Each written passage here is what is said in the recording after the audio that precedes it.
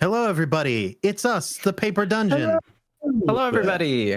We played Dungeons Hi. the Dragons, 5th edition, specifically. None of that 5.5 or whatever they're calling it these days. This is our main campaign, Outer Realms. I am Aaron. I am the DM for this campaign. I was a player in the last season, and I am happy to be here.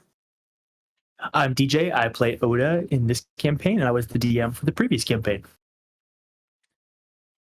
I'm Drew. I play Talith, our lovely, somewhat vampire wizard. Talith, that's his name. Good call. Wow, that was so bad. I'm Georgia. Wow, we made it like at least halfway. I didn't know you meant Sorry, I interrupted you. That was on me. You go ahead and restart. You go ahead and restart yours. Let's just start over, guys. Let's just start over. We could just real quick. Start where we're supposed to be after Drew. I'm Jar Jar, and I play Medora, a crazy druid. My name's Grant, and I play Leslie, who is a ranger. He's a shifter and he's a ranger. He's kind of got a cool hat. He's got like spurs on his boots. And you want to know a fun fact? Of course we do, Grant. No, I don't. Well, okay, let's get a vote. If DJ doesn't want it, I veto Jar Jar. DJ's vote. As the DM, I it's veto questionable DJ. decision, but okay, I'll go with it. Give us the fun fact, Grant. Octopus, they have 3 hearts. 2 to pump their gills blood so they collect oxygen, and 1 to circulate it for the rest of their body. That is a fantastic fact. Is Thank you. octopus the plural of octopus? No, I'm pretty sure it's octopuses, but I think didn't it's want to say that. octopi, So I actually. didn't. It actually... No, Is it no. octopeople? It's not This is the octopus. thing. This is the thing. There's a lot of these words, and there is not really a correct anymore. It used to be for sure octopi, and then they did a bunch of stuff, and now it's all over the place. It's me. Yes. What do we call a group of octopuses? That's not the fun fact for the day. You're gonna have to come back next week to see if we talk. Oh, about that. come back next week. Next week. I want everyone to know that that Grant writes us a really nice intro path, and then also is the one who kicks us off of that path like 9 times out of 10. This is jazz. There's rules, but we're meant to break the rules here. Speaking of following our path, the things that Grant wrote us, I want to shout out our Kickstarters, our backers. We could not be here without you. June, we will be mailing you stuff. We are making good progress thanks to DJ supporting me every step of the way. Guys, the posters are going to be so cool. They're looking really good. They're looking really They're looking Thank so you. good right now. Shout out to the rest of my friends for supporting me in my time of need. Additionally, we have a Always. content warning at times in this show. There may be mature themes, so you need to be mature people. If you are not that, you can go, and we respect you for it, and we appreciate you listening to this warning with truth and honesty in your heart. You know, that is what I've got for this intro. Thank you for listening. We will be here right after Drew rolls this clip. Welcome to the game.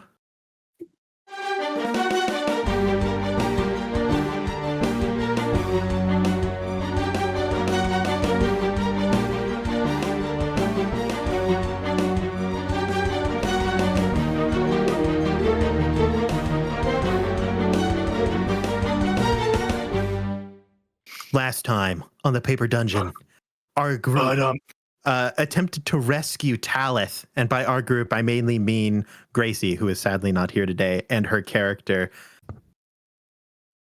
Addy. My brain went to Jasmine, Addy? and I don't know where that came from. That's not a person in this Addy. campaign. That's not. Not yet. Is it because I said jazz earlier? Jasmine. Yeah, probably. It's all your fault, Grant. Addy went in to rescue Talith from the mindscape, the labyrinth that contained the Butcher, who is basically a second personality imprisoned away in the mind of a person named Rograk, who is running this kind of resistance base on the moon of Toru, which is inhabited entirely by prisoners. Addy actually manages to defeat the Butcher within the mindscape, bringing Talith out of it after he held his own with a fair amount of running. They get out of said labyrinth and kind of meet and discuss with Rograk for the first time in earnest and decide on a couple things. They need to solve the problems of the prisoners here, mainly their food problem.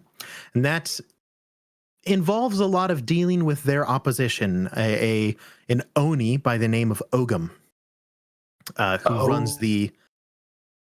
Oh, he's an Oni. Yes. I think that's been mentioned. If not, Rograk will tell you that.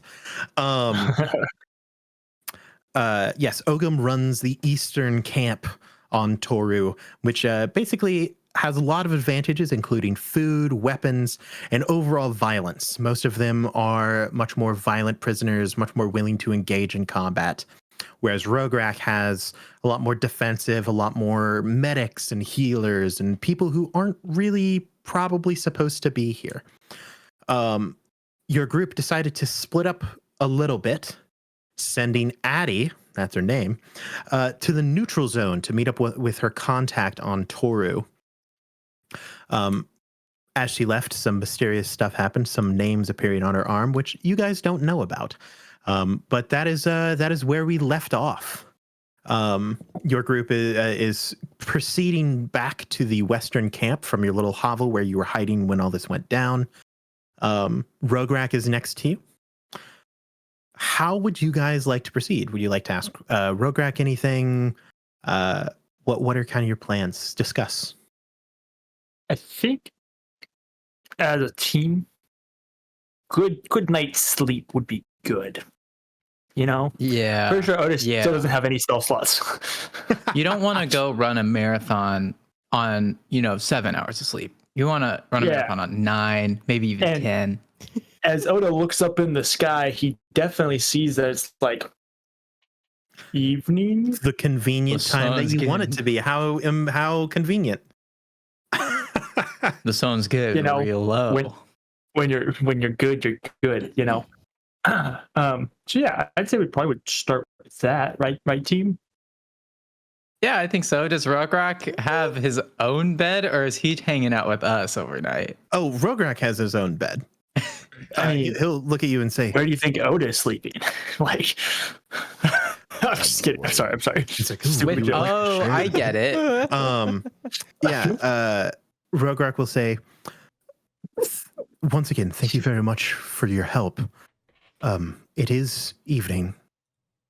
These plans probably are best discussed after a full night's rest. Can I see you all in the morning? Yes, absolutely. Yes, I think that would be best. You betcha.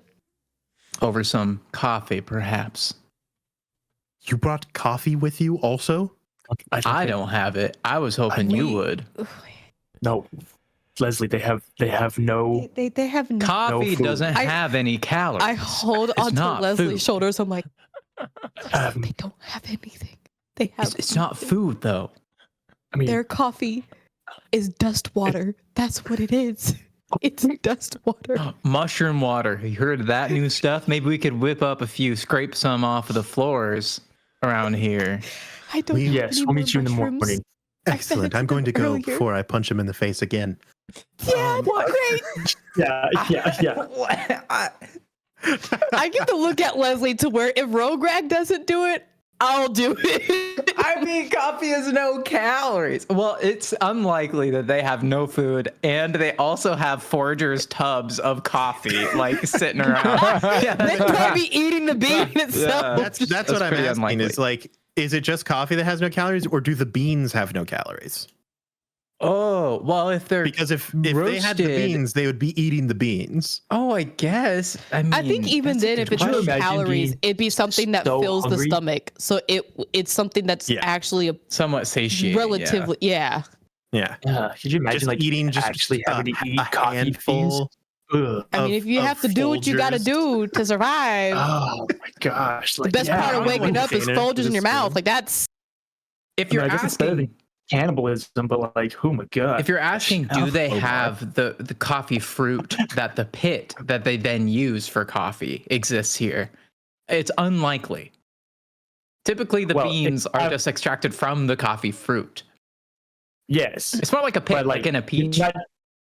Nobody's gonna go buy a coffee Okay, fruit. but They're gonna go get. if we were it's gonna be given to starving beans. and we had a bowl of peach pits, a big bowl of peach pits, Yes, that's it's what I'm saying. basically It's terrible. wood, right? So when Leslie says, "Hey, do you have any coffee?" He's basically asking, "Hey, do you have any wood?" Yeah, but You think people coffee eat the beans are the same as wood? It's like it. People actually eat Interesting. coffee beans, Grant. Like you can get. Well, that's like, true. I do Like chocolate-covered like coffee chocolate beans. covered. Yeah, you can get those chocolate are- covered. You can get roasted, honey roasted. Yeah. Leslie would Yeah. be the one to ask if they have chocolate covered beans. No one's though. And eating you're just like, "We don't chocolate even have covered peach beans." pits, Grant. Do we feel like we need to keep watch or feel like we're okay? I can probably stay up, give a nice mean, little surveillance, double check. safe as we are here at this campsite, the campsite itself is not exactly impervious to attack. So Oda like, pulls out a little clock. It's like 8 o'clock. It's like 30 minutes past my bedtime. So I'm pretty wiped. Also, Go don't to forget, sleep, old man. we Go got the night night. best. Don't let the We got- bed bugs bite, even though they might. We got the I best of the hate best it when they watching bite. over us. The hawk. That guy I trust with my whole entire life. By the Didn't way. you just meet him? Did you just meet him? Yeah. Yeah. wait, you met him? And I trust him. Yep. And I trust him with my mean- whole self. Friends are good. Connections. I'd let are him give me a good. back rub, even if I had my wallet in my back pocket. That's how much I trust the guy. Okay. DM. Okay. Do I believe that Leslie truly does trust the hawk this much? Leslie That's a good wears question. his heart on a sleeve. Uh-huh. Not his sleeve, but a sleeve. Well, I mean, who knows how often this guy changes shirts, He's in a different costume every other day. So yeah, you would say Well, yeah. probably. He seems pretty sincere. Yeah, okay. Oda goes to bed. Excellent. Good night, old man. I assume you guys all go to bed. Good You night, my can children. take Yeah. I know- take turns, take watch if you guys want. Mhm. I Yeah. can tell you right That now, sounds good. there will be no interruptions throughout the night. You guys will be fine. That's good. Does Medora switch shifts in the night? Or do you just raw dog sleep? Most likely Medora. Because at some point, Oda's gonna have to get up to pee. I'll probably stick with the shift for most of the night. Most likely tonight, like Medora's having a hard time sleeping, so she probably sticks the Oh. whole shift. Okay. So, okay. Do you mind DM if I No, whole thing? no, do your thing. Yeah, this is you guys do chef. I'm just So at one point, Medora, it's like 2 a.m. I was been asleep for like 6 hours, and then you hear kind of a little shuffle. He like bumps into something, and then like his door creaks open. Okay, and he kind of starts shuffling across the common room. What? Goes to the bathroom. Oh God! Washes. Well, not like in the bathroom. middle of the room. You gotta specify. More shuffling sounds and then just wet. Like,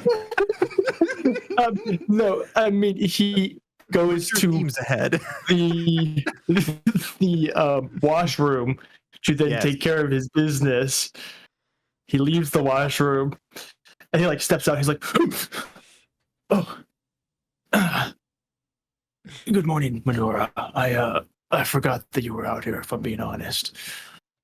Good morning. It seems you are up, which is very surprising since you usually, once you're down, you're down. I don't know the last time I actually got a full night's sleep. I have to get up to pee like every Felt 3 that, hours. It's yeah. terrible. Well, It's really bad. don't feel that part. Yeah. I just feel Yeah. being able to not Are be you, able to sleep. you doing good? You need a switch or anything? I'm I'll be gonna be fine. awake for the next 6. I'm gonna be awake from here on out anyway. So You could probably just relax on your own. I'll be fine. I like to be able to watch people when I can. yeah. Mhm. Oh, there's a perceptive boy. See what's going on here? I don't know. Are you trying to hide anything, Medora? My You don't- passive perception's a maybe, 20. Possibly. In that case, roll a deception check for me, Medora. All right. I gotta do numbers. Numbers. Oh God. You mean addition. subtraction. 18. 18 is below the passive, so you would notice something's Yeah. probably a little bit off in her voice.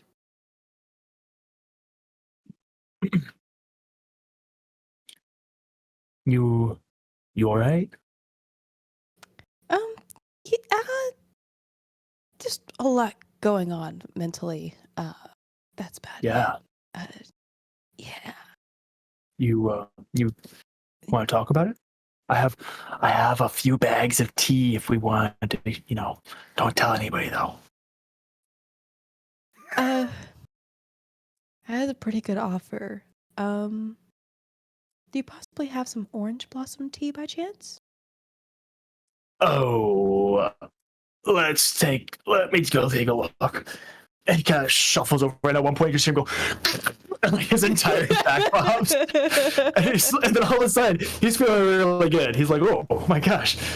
So with a little spring in his step, he's going to go over to his bag, and he does not have orange blossom tea. Not a chance in the world. But That's fine. Green tea will be just fine. DJ, I have a very brief question. Does Yeah. Oda shuffle back to his room to find tea, or is like this is still in the common room? It would be back to his room because it would be with his stuff, which I'm assuming is in his room. Okay. Oh, it's not slob. He doesn't just leave his Alice is on stuff the in wall everybody's. like a gecko. So only this is not important. I just popped in my head, and that's why I wanted to say it. Like comical Looney Tune style. As soon as Oda disappears into his room to find tea, Talith like comes out of his room and Good. comes out to the common room and like to like where like Shuffles over to the bathroom. kitchen is and like grabs like a piece of jerky and like disappears and like Where are we getting these jerks? as he goes back into his room, Oda comes Okay, back I out. wasn't gonna say anything about the tea, right? That's a whole nother thing. There's jerky. There's protein. No, Actively? it's actually probably just a rat. It's probably just a piece of What's even bark. better? They could probably just Rat. kill the rat. It's Dang. salted rat that Anyway, Atalith himself was that's- leaving. it's not with. important. Probably a Rat fresh skewer. piece of basil on it, for extra garnish. It's just a comical last image in my plant. head that three of us would be awake at like 2 a.m. while Leslie is It's just like- snoring. No one sees each other other than Medora, who sees each person. It's like, That's right. Ooh. I'm gonna come back out. I don't have orange blossom tea. I have Mythwood tea, which is no different. I got it on Magonia. It's my favorite tea. I have it in supply at my inn. But yeah, so I go over, and this is a very special tea. So I have to you see him like kind of like feeling out the heat of the flame, and he like pulls out a little timer. He like does the whole brew time thing at like the right temperature before he shuffles over again, and he gives you a little cup of tea. Before I sip, DM, can I do like a medicine check to make sure if I have any knowledge about this tea to make sure it's not like any like truth bringing poisonous tea? Medicine to me? or nature, whichever one is better for you. I'll do Maybe This it's medicine. plant death is tea 'cause special he's a death guy. if we care. TJ, do I know about this plant? Should I know about this plant? 21. No, you don't know anything about this plant. 21. Well, I can tell you some. Because I've meant to talk to you about it a few times, Yeah. but I've never gotten around to it. I can at least tell you about Magonia. Magonia is one of the most dangerous sectors. It is the largest planet out of all the sectors, and everything on Magonia is huge to the point where Tarasques are pack animals on Magonia. They like travel in herds, and the trees are massive. The the few communities of elves that are known to exist on Magonia are like scattered, few, far between, and like their entire civilization lives on one tree. So any produce or anything from Magonia is incredibly rare. It was most likely incredibly difficult to get, and is in like relatively low supply throughout the sectors. With an 18, you would know for sure that about Magonia, but you'd also probably know some of the more interesting things about Mythwood, which DJ can tell you now. Oh, very nice. So Mythwood is more of a it's more of a bush than like a tree or anything like that. And the leaves are pretty big. They're gonna be, like how big this is, 2 to 3 feet long, about 18 inches wide. It's big, wide thing. And so this one little packet of tea that he has is just literally one leaf that's been like crumpled in, and then a couple other things added to it. But there's just one leaf that's been dried and crumpled and everything like this. You also know that Mythwood, the actual wood itself, is a very dark wood that tends to have an affinity for magic and with the weave, and it's used a lot in like high-end carving. You would know that the pipes that Oda has carved are made out of Mythwood, and that's why they have little images that kind of seem like they shift and move with the images that are carved on them. You know this. Okay.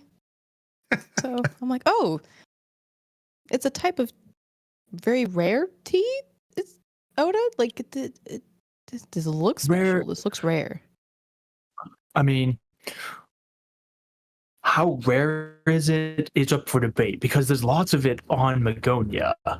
It's just getting it off of Magonia that's really difficult, you know? So I call it rare.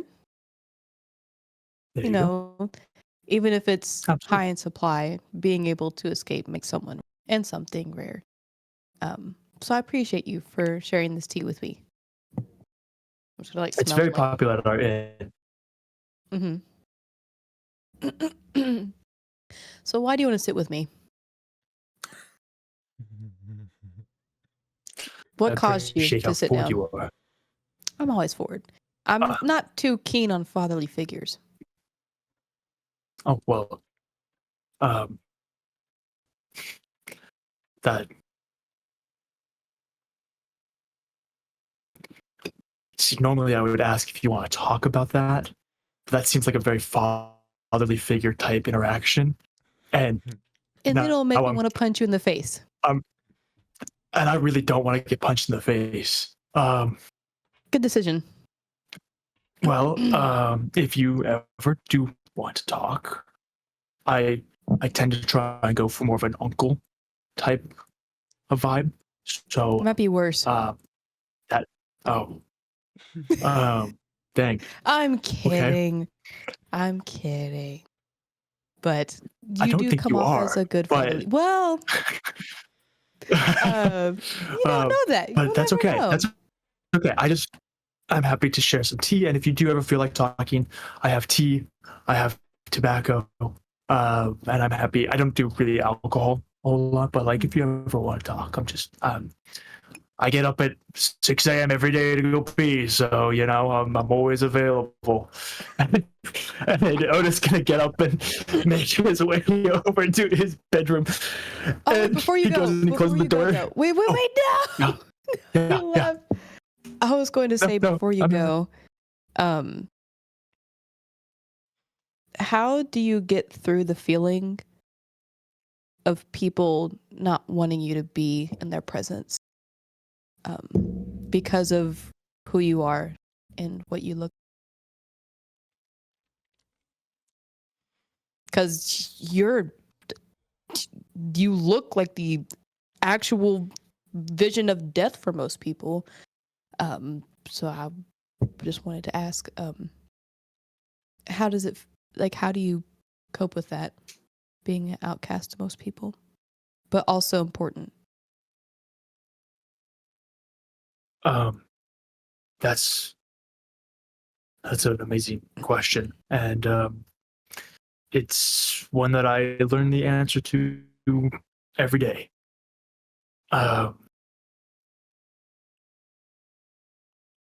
Part of it is confidence in who I am and why I'm here. Um, I owe a debt, and that is why I am here. I try to fulfill it. Um, but I also have quite a few friends that I love and love me very dearly.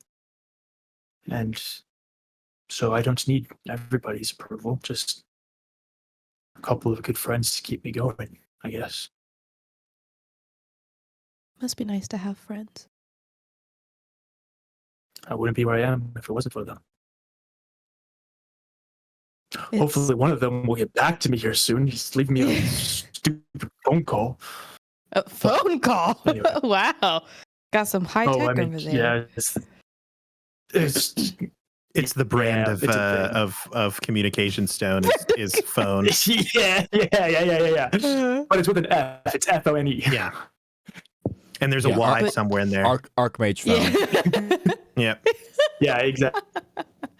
The Arcana phone is the full Yeah. Exactly. communication stone. Do you worry about that?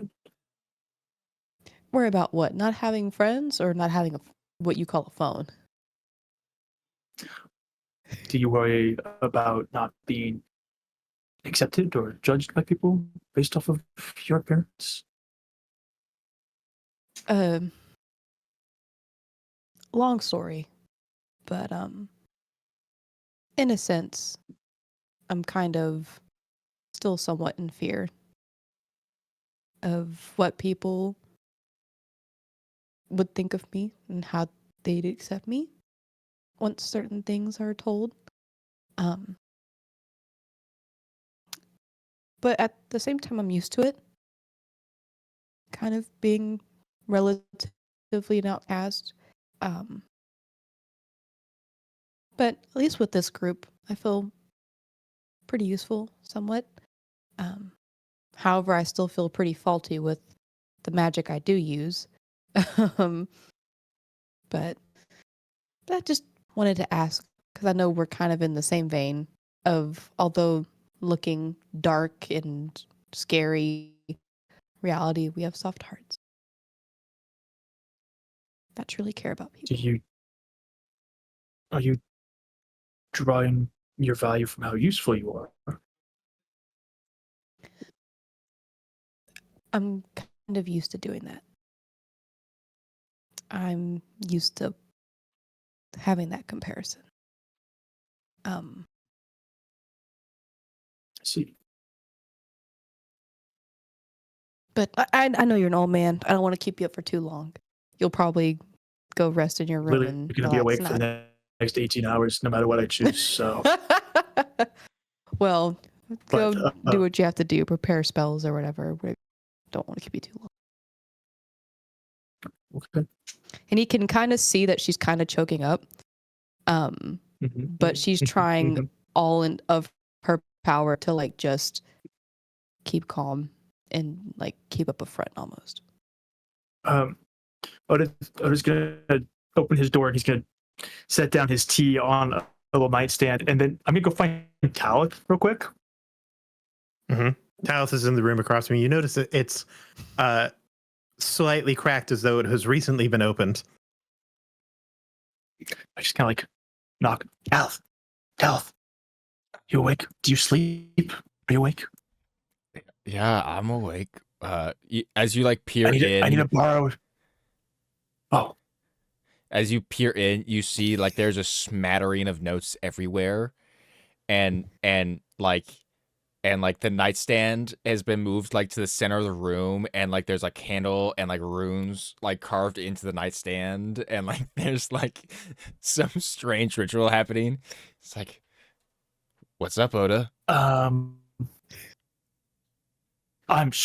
so sorry to bother you. That was not my intention. Are you using Severus at the moment? You see Severus is like across the way. Or Sirius? like Serious, not Severus, but not yes. Severus. I'm so sorry. I'm messing up. Severus Snake. Severus Snake, exactly. You do see Sirius is like over by like the windowsill, like kind of curled up, and like as you like say his name, his like head pops up, and he like looks over at you. Hey, buddy. Can I use you as an emotional support animal real quick? He looks at you, Talith. Sure. Great, come here. Come on. Yeah. Grabs the snake. I'll pick up Sirius. And then I'll Rocky, grab it right by the tail. Can I go back into the hall and like peek around the corner? Medora's still sitting there on the couch. All right, you got it. You're gonna slither on over there, and you're gonna be real comforting as a snake. You know, she needs a little help. Can you do that? Got it? Yeah. I'll find you a rat. Okay. Yeah, go. Sirius will, after being set on the floor, will slither over to Medora, and then will like bump its head into her ankle, and then just like look up at you. What are you doing here? Oh. Hiss. Okay.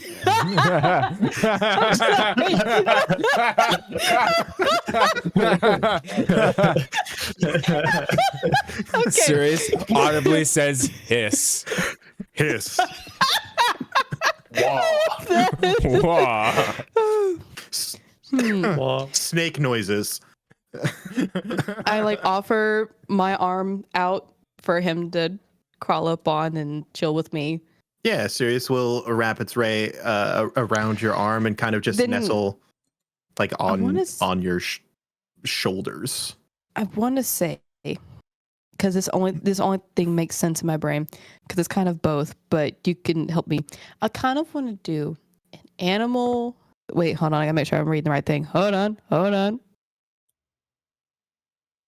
Would it be nature performance? Basically, I want to sing a lullaby to this snake to make. Oh him yeah, fall you want to asleep. sing snake? Yeah, make a charisma animal handling check. Awesome. As Medora starts singing to the snake, Oda, feeling real good about himself, struts back into his room and grabs his tea. We did it. Well, Amana, you did good. You did good. 19. Absolutely. You sing a song that was originally taught to you by Mama that is apparently like a traditional snake song, which is very difficult to perform with a human mouth, because it is just like a bunch of snake noises.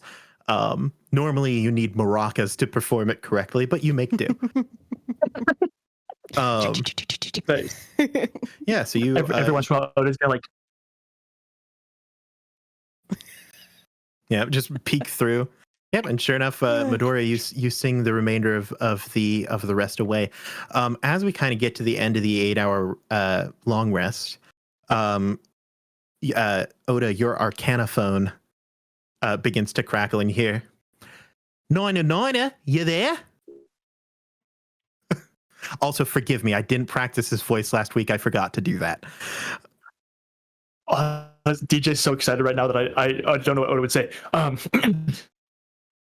Good morning, Lycath. Yeah, sure thing. How can I help you? You alive? Yeah, I'm fine. What was? Well, you sure? It sounded like you were in a battle. Nah, it was just a run-in with the local police. I caught on to one of our distributions, and yeah. Gotcha. Bit of Well, I aggressive have conversation. yeah, I understand. I'm sorry. I have kind of a Sephora situation on my hands here, over on Toru, that I might need your assistance with. Well, damn, they got you again? I kind of walked onto this one. Hey, you walked right into But a jail cell. Like willingly? There's no jailers here. The whole thing's been overrun. So Oh, shoot. Yeah, on one of the like a whole like prison. Wow, I switched accents real hard there. Code switch. Uh, Log, where you at? God, that's still Southern. Why is that so hard in an Australian accent? Curses. Where I'm are on you? I'm on the eastern side of Toru. Basically, the whole system is broken down into a few different factions. The one that I am with is full of honestly some very decent people. Might be worth trying to help them out as much as we can. The Western faction seems to be rather aggressive, and we definitely don't want them to escape or get off. Directions are switched. West is bad. East is bad. West is good. Oh, the Eastern faction is full of actual criminals that we want to keep here. I'm thinking that we might want to potentially contact some local authorities to let them know that their whole prison planet has been completely overrun. But at the same time, I tell also me need, you're working with the force. no. Okay, let's be very clear here. We have always agreed that bad guys need to be taken care of, and these ones have been. They just need some oversight. While these other ones who are falsely imprisoned, I would like to help out as much as I can. If it be at all possible, would we be able to bring your ship over? How many people can that one carry again? Well, if you're talking my main, And you get about 200 people off. what type of ship does Lycath run? What type of ship does he run? He typically runs smuggling operations. Yeah. I'm looking in the wrong book. This one, maybe. This one. So part of the paper dungeon when the DM flips through all the books Nope, that that's he still has. the wrong book. Third book. Once again. So here's the thing: Lycath has a lot of ships available. Yeah. We could probably find 200 people's worth of space. Now, if I could ask you, what exactly are you trying to do? Or nor.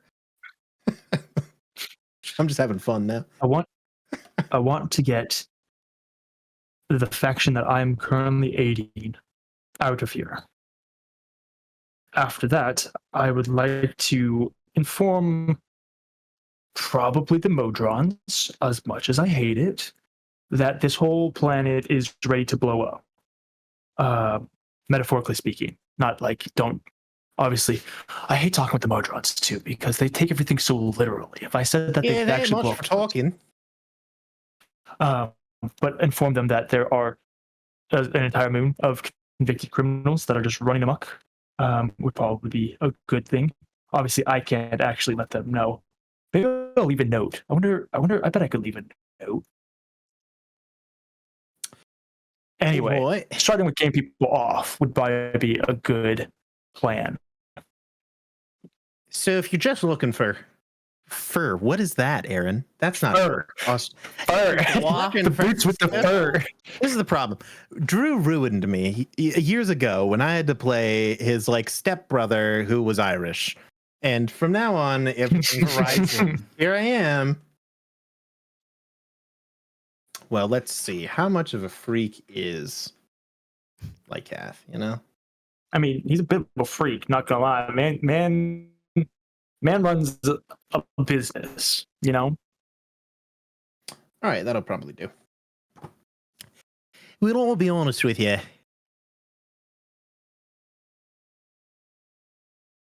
I came across something recently. It might help you. But it's a little finicky. How many people are you trying to get off? That sounded real wrong. How many people are trying to escape off the planet? About 200. Yeah, all right. And you want it in one load of 2. 2 in case something gets blown up. Then only half the people die. Oh, now that's a thinking of my captain. Yeah, we'll be able to do that. You got a priority Okay, ship that you... Just as a heads up, DJ. You want to split the important ones, or... Just keep in mind, you have to make it through the barrier twice then.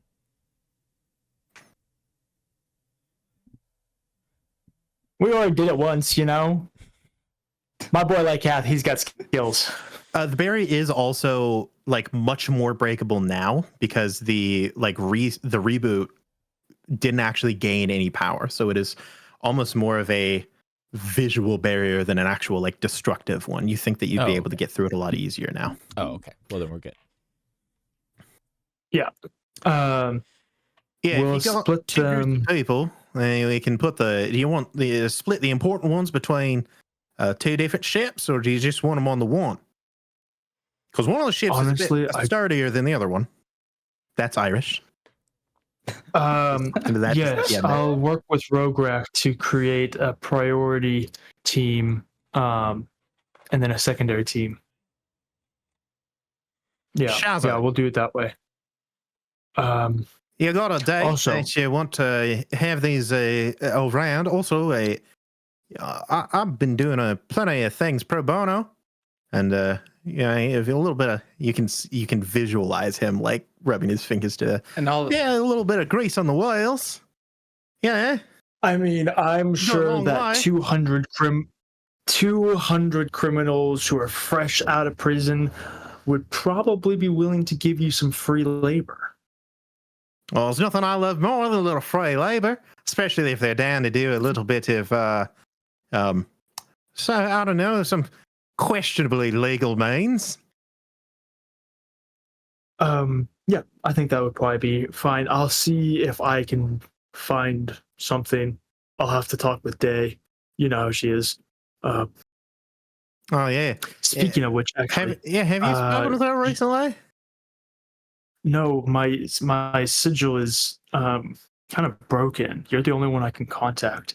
Would you be able to at least let her know that I'm okay? I'm sure she's going to be very upset. I'll be honest with you. I'm a little afraid to say much of anything to her. Last time, it's the Urs, man. It's the Urs that get me. Oh, that's last funny. time I spoke to her,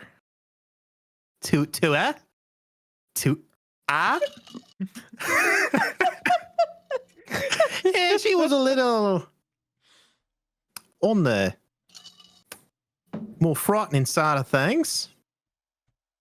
Might be better if you just spoke to her in person. Yeah, that might be true.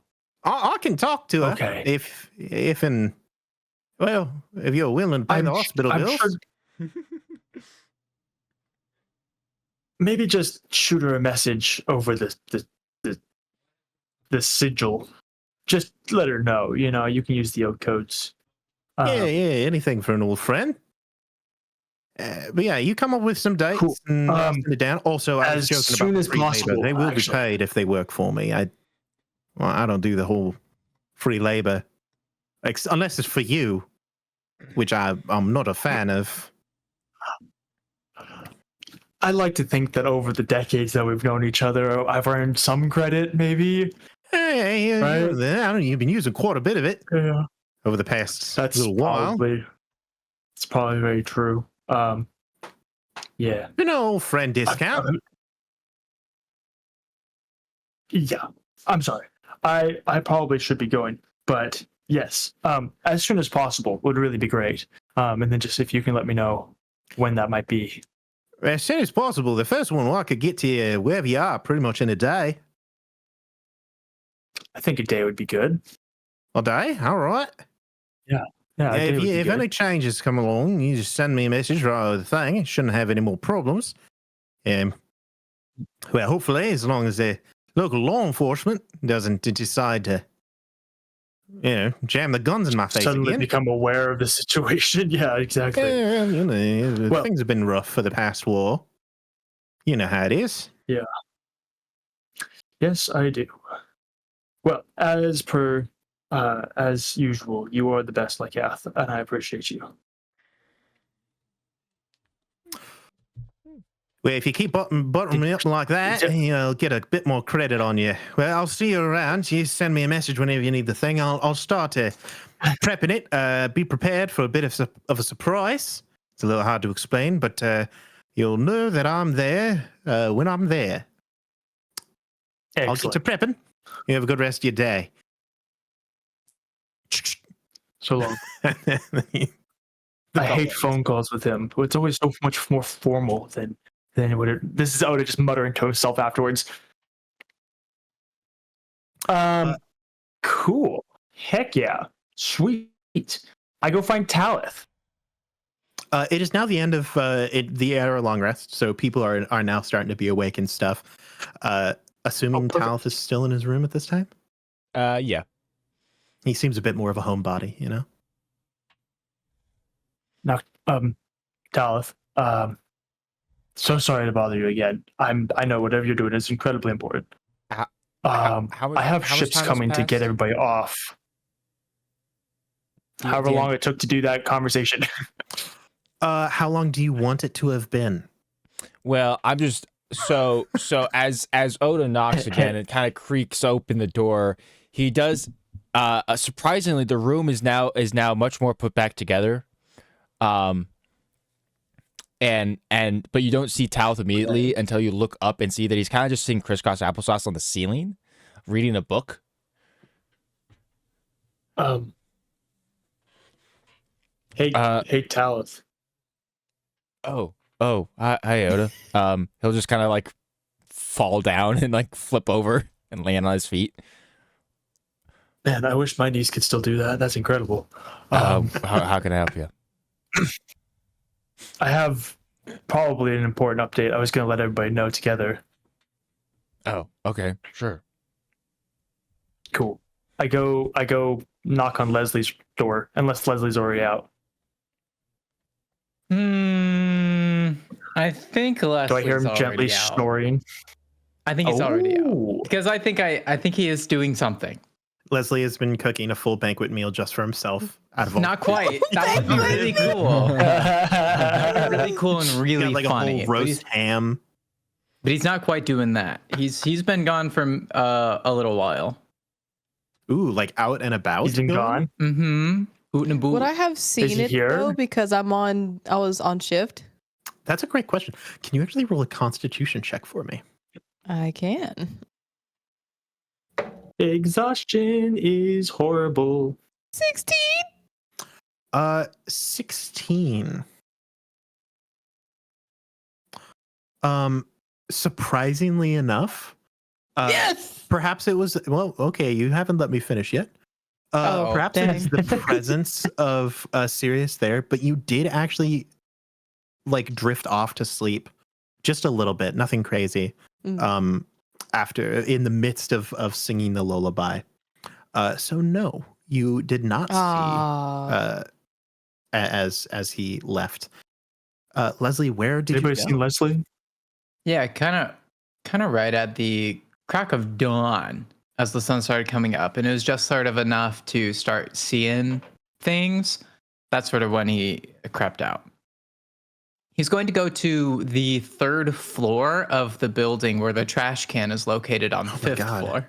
Willingly, and I didn't even have to like bait you there. This is incredible. Yes. Oh gosh. And yeah, he's gonna go up there and just like I picture almost the stairwell, and then you can kind of peek over so you can see the floor. He'll just make his way up there and quietly peek to see if Hawk is posted now that the sun is starting to come up. You can see the kind of pile of cloth resembling rubble is still present. It has shifted a little bit, just enough that he's probably like gotten up and moved once or twice, but you do sense his presence still on the floor. Good morning, it's me. And he saunters in. He's like, I know I'm probably the first person you were hoping you'd see today. And he continues to walk towards him.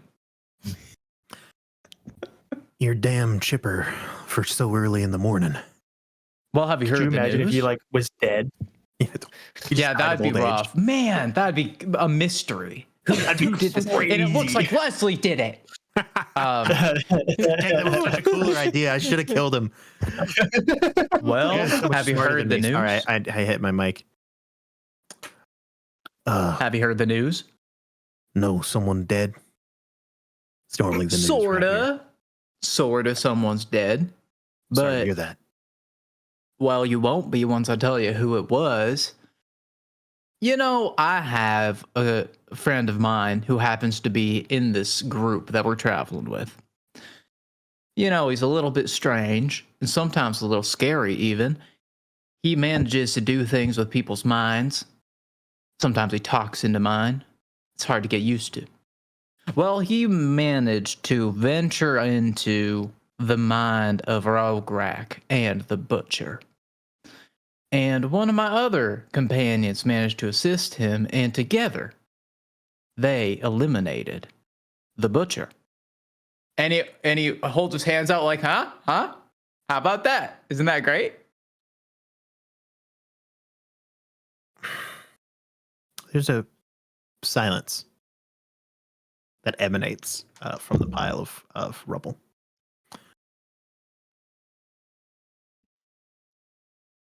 Eventually, it shifts around to look at you. And Pierce looks at you. What do you mean? That the Butcher is dead. What do you mean? I mean that Rograk is sans the Butcher. Rograk is now only Rograk. And Rograk said it. I'm not just saying what my friend said. Rograk himself, he said he felt something different inside. I don't know how they did it, but it's done. And you know what that means? We can get you guys off this planet and you can come help us. Maybe we can do something. You don't have to stay here anymore and just die. Isn't that good news? You don't seem too excited, like I thought you'd be. Just means that I don't have anything left. If you're telling the truth to me. Well, I mean, yeah, sure, you can go and find something else that's left out there for you, right? Like, to me, it looks like you were kind of stuck here. Do you think that I came here because, or that I remained here because I couldn't leave? Well, I guess I thought that the Butcher was something you felt you had to do, not necessarily something you wanted.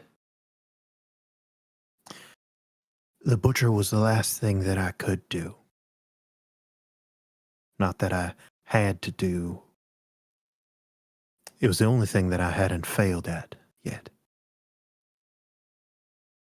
And maybe I didn't fail at the end of it, but now I'm out.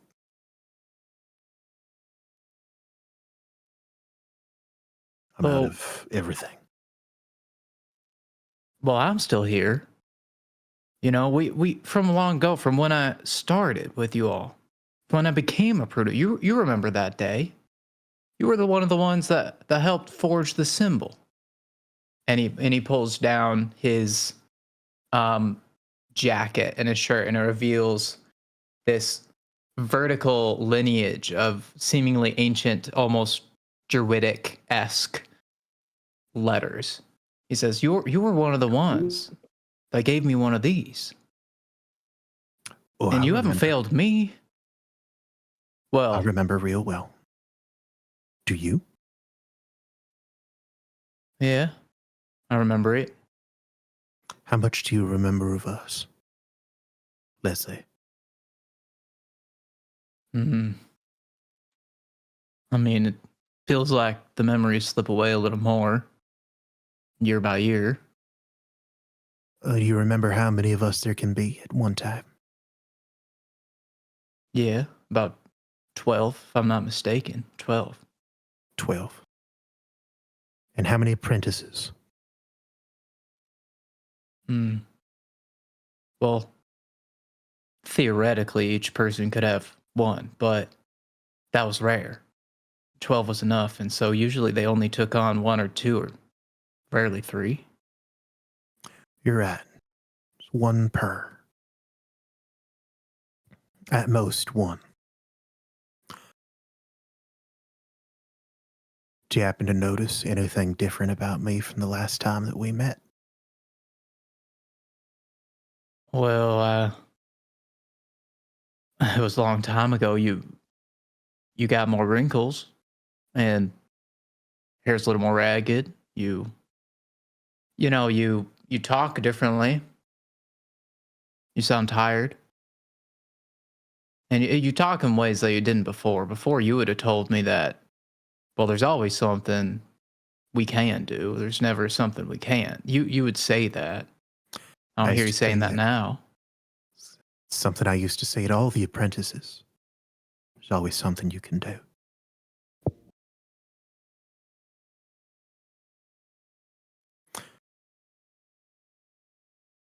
You don't even remember his name, do you? Don't remember his face. I'm sorry. I don't know what you're talking about. Last time you saw me, when you got the brand, the mark, I had an apprentice. Name was Logan. Yeah, I don't even know. I don't remember. Logan. Logan's dead.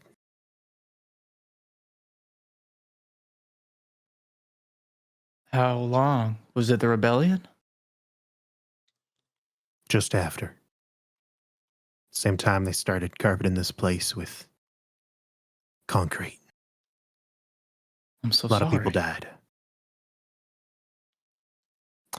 And Logan was told the same things that you were, that there's always a way out. There's always another thing you can do. And I lied, because for him there wasn't. And for me, there isn't anymore. There was the butcher. Now the Mm. butcher's gone. What you say is true. Yeah, it's true. But Pierce, I'm something. I'm here. You are something, Leslie. I mean, sure, I never was quite the rank to have an apprentice, but I mean, still feel like I'm at least someone who can carry on what you taught me. And I'm sure there are still things that I haven't learned. There's a reason why they'd only take on one, and I know you know sure well. It's a whole lifetime of learning. Leslie, I've heard a lot of different things about you dying.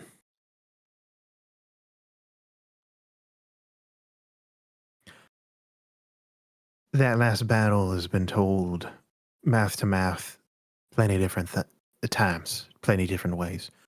Thing that always remains the same, that you got stabbed in the back by someone close to you. Do you ever think back on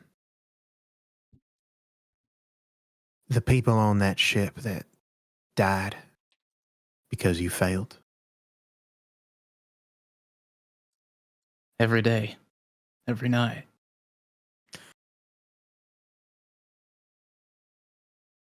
I hope you know that your ability to carry on is unique.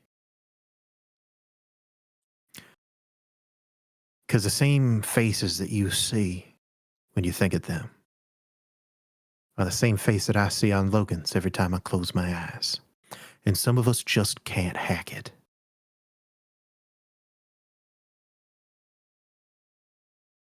I think I know what you're saying. Now, I'll be here. I'll hold my post. Mainly because I don't have anything better to do. But as soon as you leave, I ain't going.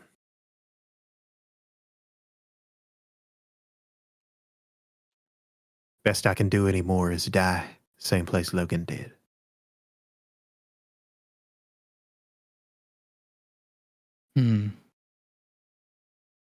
You understand that puts me in a tough spot, right?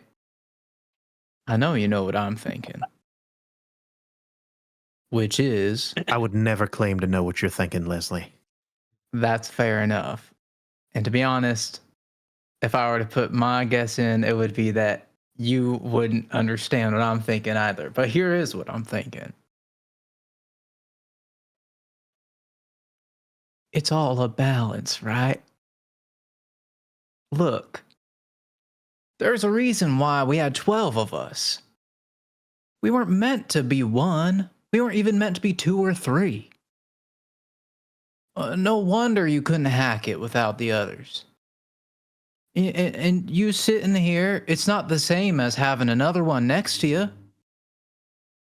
You know why we what if- had 12, Leslie? Well, it was a You big know. job. We had to rely One for on each each other. moon.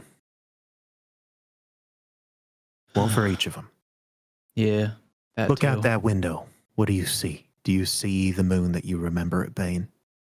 Do you see any form of balance out there? The reason we No. had 12 was for each moon. If one of the moons gone, then there's no point to there being 12. So maybe you can find the other 10 of us. Maybe they haven't failed. You know, maybe they're still holding on out there. But me, I'm just as dead as the world you see. Just as dead as Logan is. You know, I'm going to tell you something. I don't know if I've told anybody. And I'm going to trust that you don't share this with others either. It's something I don't quite understand. Can I trust you with that? Dead men tell no tales. I'll take that as yes. That night that I was stabbed in the back, I was kicked off the ship. That's all true. That is how it happened. In every way, shape, form, from how it seemed to me, from what I felt to what others saw, the only explanation that makes any sense is Captain Leslie dies. And I felt that death. I felt that blade in my chest. I felt the cold and then loss of feeling on my skin as I flew out into nothing. And then, Pierce, I heard things. I saw things. And somehow that night, against all odds, I made it out. I survived. Found myself on a trash heap, a freighter collecting all the wreckage. And I fled. I found myself on Nico Muris, and I made a life for myself there. And to be honest, in a lot of ways, I was very much like you. I gave up on ever thinking that I could ever be back or do anything about it. All I could take care of was myself and my horse, Bessie. And all of a sudden, I find myself back here. For some reason, when I'd let go of everything and moved on and accepted my new life, I found myself in my old one. And to get through to you how wild this is, I was planning on dying in that cabin on Nico Muris, never telling a soul who I was or what I did. And here I am standing in this room in front of you, one of the 12. Do you understand what this means to me? I'm not saying that I think we can make a difference. I'm saying that maybe we're supposed to. I don't really want to try. Deep down, I'm terrified. But I just need you to know that what I'm asking you isn't a favor for me. It's maybe a favor for the very fabric of this universe, the very reason we exist. And if that isn't enough reason for you, then I wish you a peaceful passage. And I want you to know that I'm gonna keep going. And maybe that'll give you a little bit of reassurance that it's not all gone. I'll let you think about it. Can you roll a persuasion check for me? Yes. Heck Come on, yeah. Grant. Come Nice. on. Wow. Come on, you got this. You got this. Okay. This makes sense. It's an 11. Grant, that's not what I wanted you to say. That's not. Come on, I feel man. that it's fitting though. That's above a 10. It's above a 10. average. It's so It's- such an interesting. It's a good roll. It's a good roll. Grant trying the to highest persuade 50%. himself. He's like, well, hear me out, guys. Rolling Oh. persuasion Hear on me out. myself. Persuades the cast and listeners. Yeah. Can you? Never mind. I don't know why I started it with that sentence. That was just absolutely the wrong words. Pierce looks at you with those same just empty golden eyes. Lusterless. And he just says, I hope you do keep going, Leslie. I've got to keep watch. And then he turns around, sits his back up against one of the pillars, knee raised, and looks through his scope. All right. We're gonna go take care of Ogham, or try. And I'll be back, and I'll ask you one more time. And if you say no, I'll leave. We'll part ways. I'll respect your decision. And Leslie will leave. Hawk does not respond. Mm. You head back to the Attaboy. kind of common area where everyone else is. Currently, they are in the midst of looking for you. Well, Oh, I'm not. Heather- I'm just sitting there. I'm not looking. I don't even care. I'm just. Medora's just like honestly trying to check to see if she has like any mushrooms or any kind of spores left in her pack. I just Um, went for an evening or a morning stroll. I have a lot in my mind, and well, I wanted to be pretty clear-headed for the day ahead of us, figuring what we're doing about Ogham. Sorry if I left you guys waiting. Morning stroll is good. I was able to get in contact with my friend Lycath.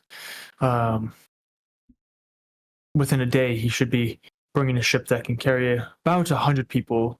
Within a couple of days, it should be the second ship will arrive to carry out more. So Oh, I that's don't know great what this news. means for plans. It is. It is. I don't know Have you what this told means Rograk? necessarily for. No.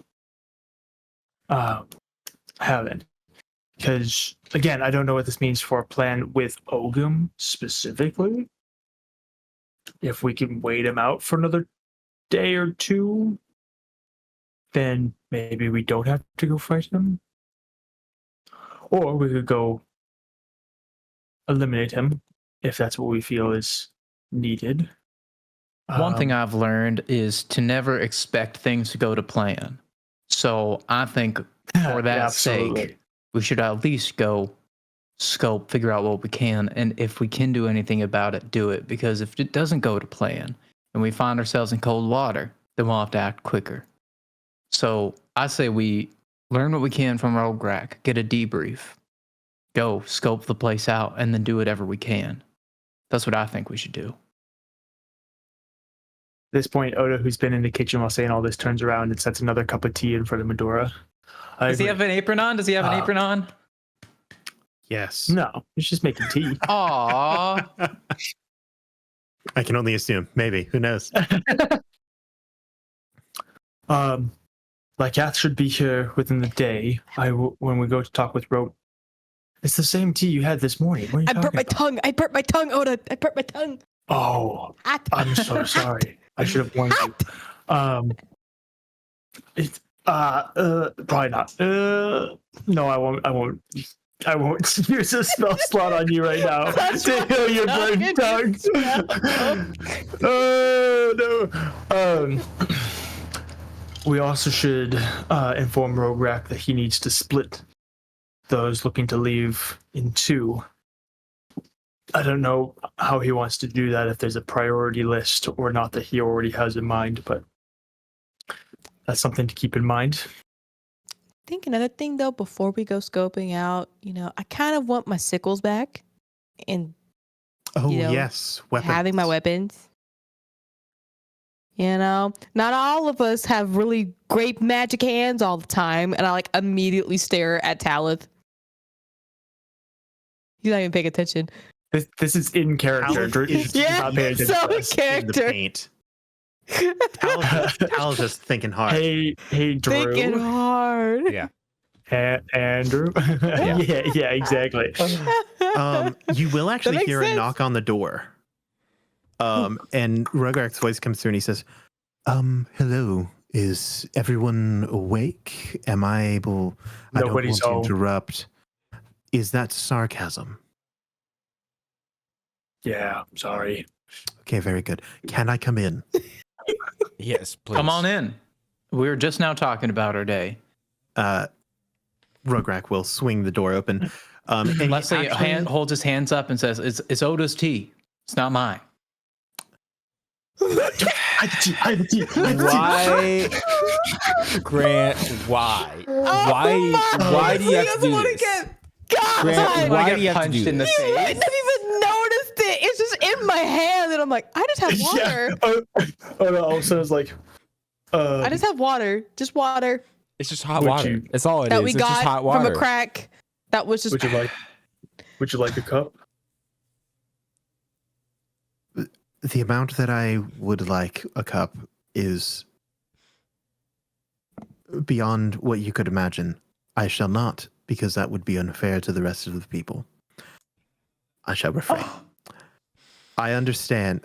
Out of things to withhold that you have on you, tea is lower on the list than many things. We have more pressing things at hand. Oda kind of looks over his shoulder to make sure that the door to his bedroom, which is left cracked open, doesn't reveal his lunchbox that Day has given him. Full of food. It's a clear lunchbox too. It shows triangle sandwiches Yeah. and It's it's steaming. a bag of sun chips. Yeah, Freeze some them. Oreos. Yeah. He will bring a bag and kind of set it onto the table, and he says, I have brought the weaponry that you had left here. I made sure that Addy got hers before she left last night. We Sure, that need made the to bag discuss. quite a bit lighter. Huh? What? Oh, yes. Most of it was hers. It was frankly astounding, the amount of weaponry that woman carries on her at all Huh? points and times. I All do not right. even know where most of it went. She just like touched it and it seemed to disappear. We probably shouldn't question it. You know, I would rather we not. might get one of those in our bodies. And we're like, Yes. nah. We have much to discuss. Much to discuss.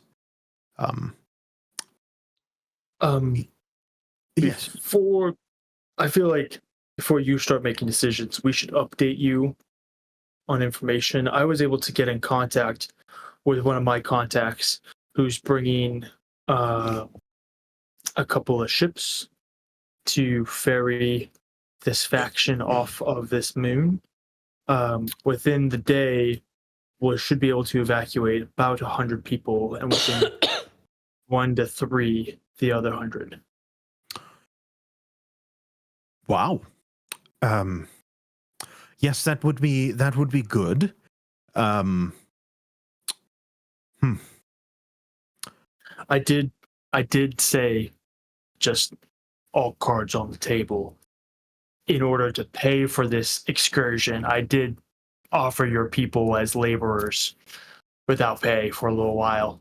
I figured that probably would be Without fine, pay. but just so you all know what you're signing up Oh, for.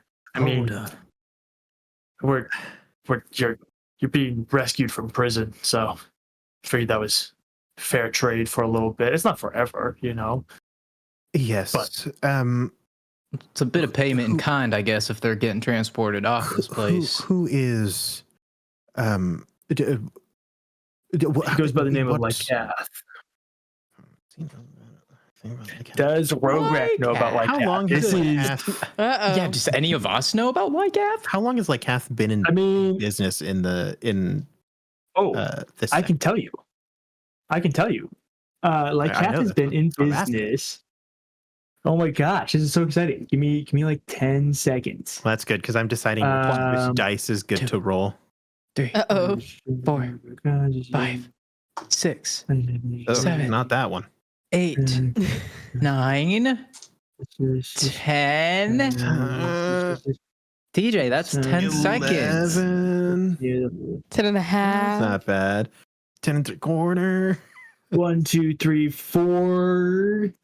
4 years of like full time work so as a smuggler. I don't even need to roll. but, He's been like- here for way longer than 4 years. I guess- But like Lycath has also been around the sectors doing stuff like this for like 25. So Gotcha. Yeah, you know, I'll still give him just a higher DC. That's what I'll do. the He's never heard of smuggling thing was great. Excellent. He goes, that is not a name that is familiar to me. But if he is one of your friends, then by all means. Yes, you can absolutely roll a history check, Drew. He's very reliable. He's gotten me out of many situations. That'd be Drew a is built my 16 luck. DM. 16. Drew's looking shrewd. Let's see. Does he know about Lycath from other things? You Uh-oh. don't necessarily like. It's not like you've interacted with Lycath, Mhm. but you've probably heard. Like you're familiar with smuggling rings. Yeah. So you've probably He's very Han like, Solo-esque, you know? yeah, you've interacted like through your organization. Like you've crossed paths organizationally with a smuggling group ran by someone named Lycath. Never Okay. like violently, just like in terms of communication and trade. Like it's easier to get like just deliver deliverables to a different smuggler agency within a sector than use your own to traverse into a different sector and do that kind of stuff. Right. So yeah, you know of the name. Yeah. You're within the community. Yeah. Oh gosh, Rograk. It will say, yes. Lycath is not a familiar name to me. But if it is one of your compatriots, then I trust you. I'm sure we will at least be. Everyone will be willing to provide at least assistance piloting the ship or manning it, at least for the travel and the journey. And then I will discuss whatever payment we can muster with the well, the person doing the smuggling, if you don't mind. He's a good guy. I'm sure that he won't really charge you all that much. Good, good. Well, of course, it should be the non-combatants first. Should be the first people off. I, of course, will stay for the second. It would be wrong of me to leave first. I'd like to request that the doctor is sent off first as well. Yes, Dr. Anna Rose, that can be done. I think actually, Oda. Unless Tal. I think the doctor, unless she highly opposes, will leave with us. Oh, Yeah, I private, see. a bit of a private shuttling. yes, leave with us. All right, I understand. The Oh, way well, that you crack a said knuckle that like the that's second great, time was ridiculous. much more suspicious. Yeah, Leslie, are you planning on something that we're not talking about? Yes. That- Yes. We literally need her for doctor purposes. Like we need I know. her I for have her doctor books and her things. supplies. Yeah. I'm sure that whatever that you are needing can be supplied. You said it will be one day for the first ship to arrive, up to 3 for the second, correct? I believe. Yes. In that time, are we going to need to... Well, I shouldn't be asking you. Ogum will take notice. It is doubtful that he would miss a That's mass going to be my question. movement of people from the west side. Do you have plans for that? Well, that was going to be the I think next that's thing what we we're were here gonna to discuss. Right. Yes, We were yes. gonna go scope it out and figure it out. But if you have any ideas, we're all ears. Well, I can at least give you some information as to what Ogum's forces are, some strategic elements of the eastern camp. First off, Ogum himself. Ogum is an ogre, an oni, with a horn, and he is cunning and cruel, strategic, deadly. The list of descriptors go on and on and on. He originally ran frankly, a crime ring focused on assassination, kidnapping, pretty much any violent crime. He held the sector kind of in a chokehold for a while. I frankly don't know how they even captured him. It must have been some form of betrayal or something like that. Interesting. I would not like to face him in a fight individually. With a group, still bad. He is frightening. We've been able to hold out only because he himself has not deemed it necessary to engage us. His right-hand man, well, man is questionable. We actually don't know. Nonasha. It's a Kenku. Nonasha is silent and practically perfect when it comes to assassination. They do whatever Ogum asks of them to the letter. They have a personal gripe with Hawk, him being the only one who has sussed out. Originally, he was intended to assassinate me, and Hawk stopped him before he could. I don't know. I doubt that their relationship is very good, but I also don't really know what their whole deal is. They're just very effective and very deadly. I don't know how to deal with that. That's up to you. There is also, yes, Laverna, excuse me, handwriting is small. He pulls out his notebook. Laverna Tide, Ogum's strategist, chief strategist, treasurer, She's in prison for defrauding multiple different moons, money laundering, a lot of very white collar crimes. From what I know of her, she doesn't really partake in a lot of the more gruesome stuff. She doesn't mind it. Obviously, she's working with Ogum, but she prefers to keep her hands clean, send people out to do her bidding and all that. But she mainly deals with the distribution, the movements of their troops. Most of their tactics come from her. And then there's Ogum's hound, Rotfang. Rotfang is more beast than man. Out of all of the excessive amount of killing that I have witnessed in this prison after the break, even Ogum frightens me less than Rotfang, simply in terms of sheer brutality. Ogum's killing has purpose. It has intent. If you are suffering, it is because he needs you to suffer. Rotfang will tear you limb from limb simply because it can. I do not know. Rotfang is newer to the prison. He is post-revolution. I do not really know his deal, so to speak. All right. In terms of facilities that are important, they have 3 functioning food warehouses. They're capable of growing, synthesizing food. They're also their most well-defended kind of architecture. They have a communications hub, which is located kind of in the central camp. And they have a total of 4 weapon warehouses that is mainly the storehouses of Toru used by the guards.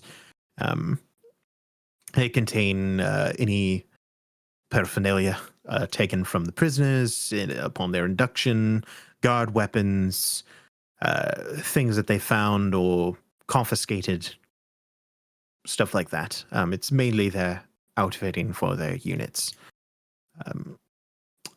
That's pretty much it. We also, our camp also has some important figures that might be valuable to you, at least in terms of use.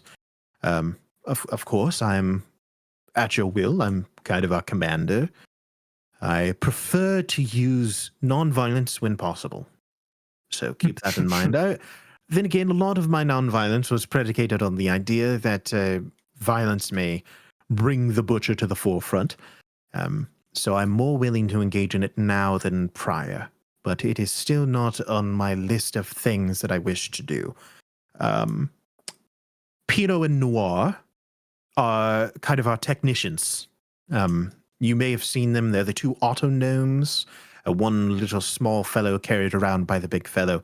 If you need any information regarding arcane technology or systems or any form of building or blueprints or creation or anything, they're the people to talk to. There is also Fenwick Brightflame. He's kind of our human resources. He's kind of the face. He's really good at talking to people, very charismatic. He's currently in prison. Well, he was mainly framed and sent here by well-to-do politicians after seducing many of their relatives over the course of time. He's a good man, I swear, good man.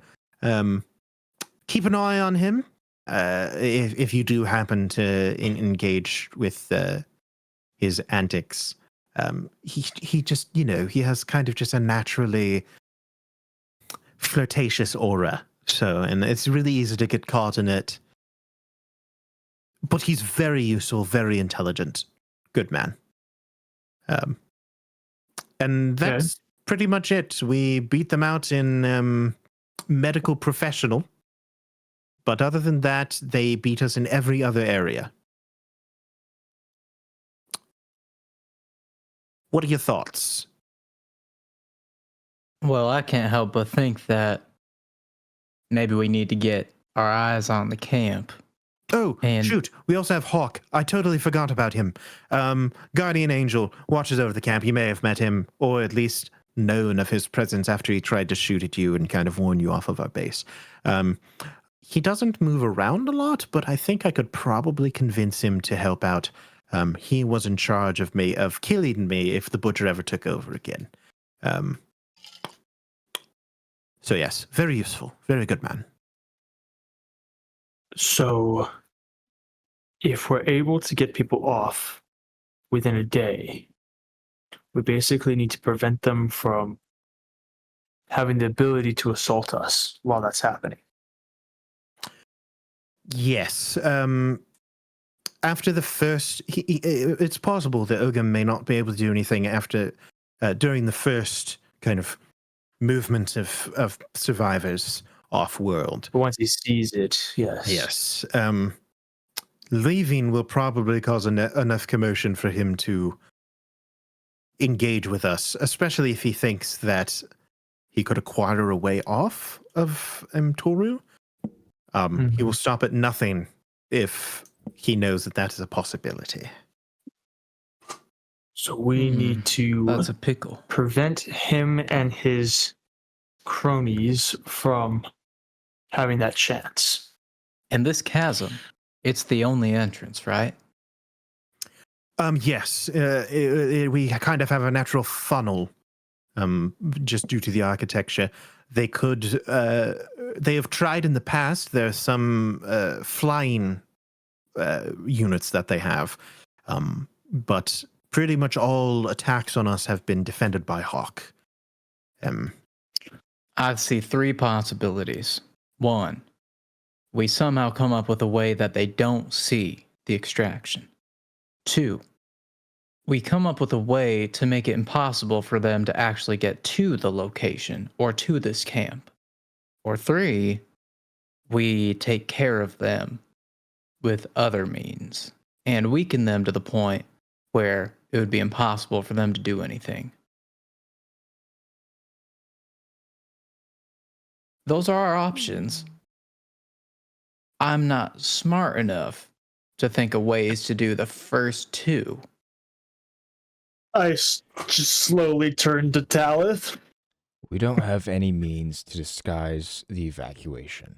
None of us here possess any magical or technological means of doing such an action.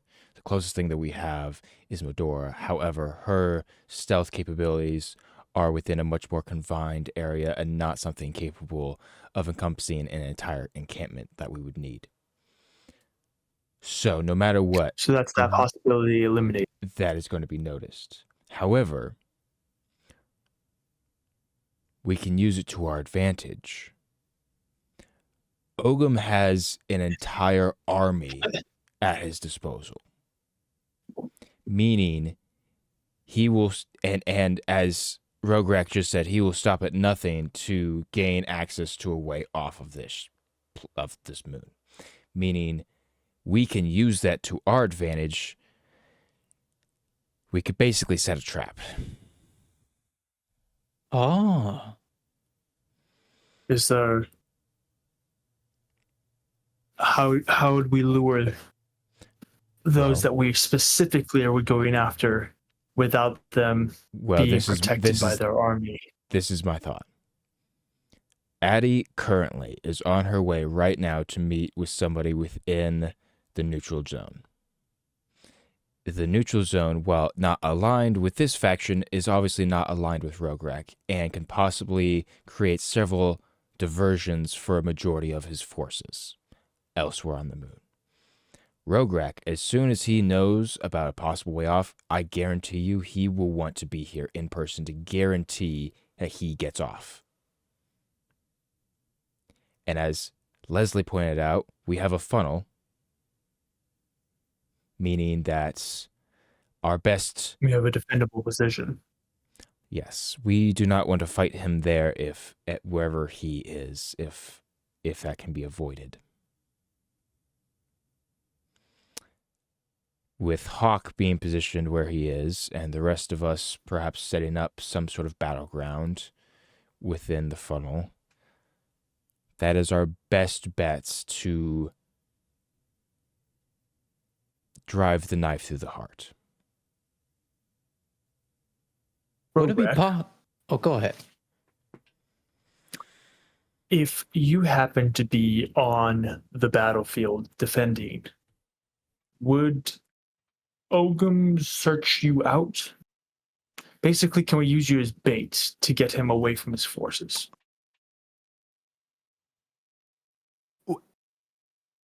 So first of all, It's like a trap within a trap. You know, we trap his whole forces, but then we pull him away, and you lead him to like us, and then it's a trap within a trap. so That's just a thought, you know. I'm not terribly inclined to like that idea. The answer is yes. I prefer living to dying. Well, I don't absolutely think- understand that. I don't think that would be necessary regardless. We don't even want Ogum's whole army here anyway.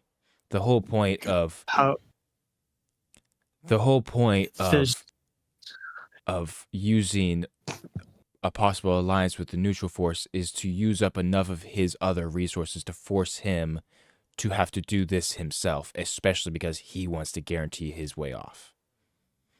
So I don't think it would be necessary to include Rograk. And if so,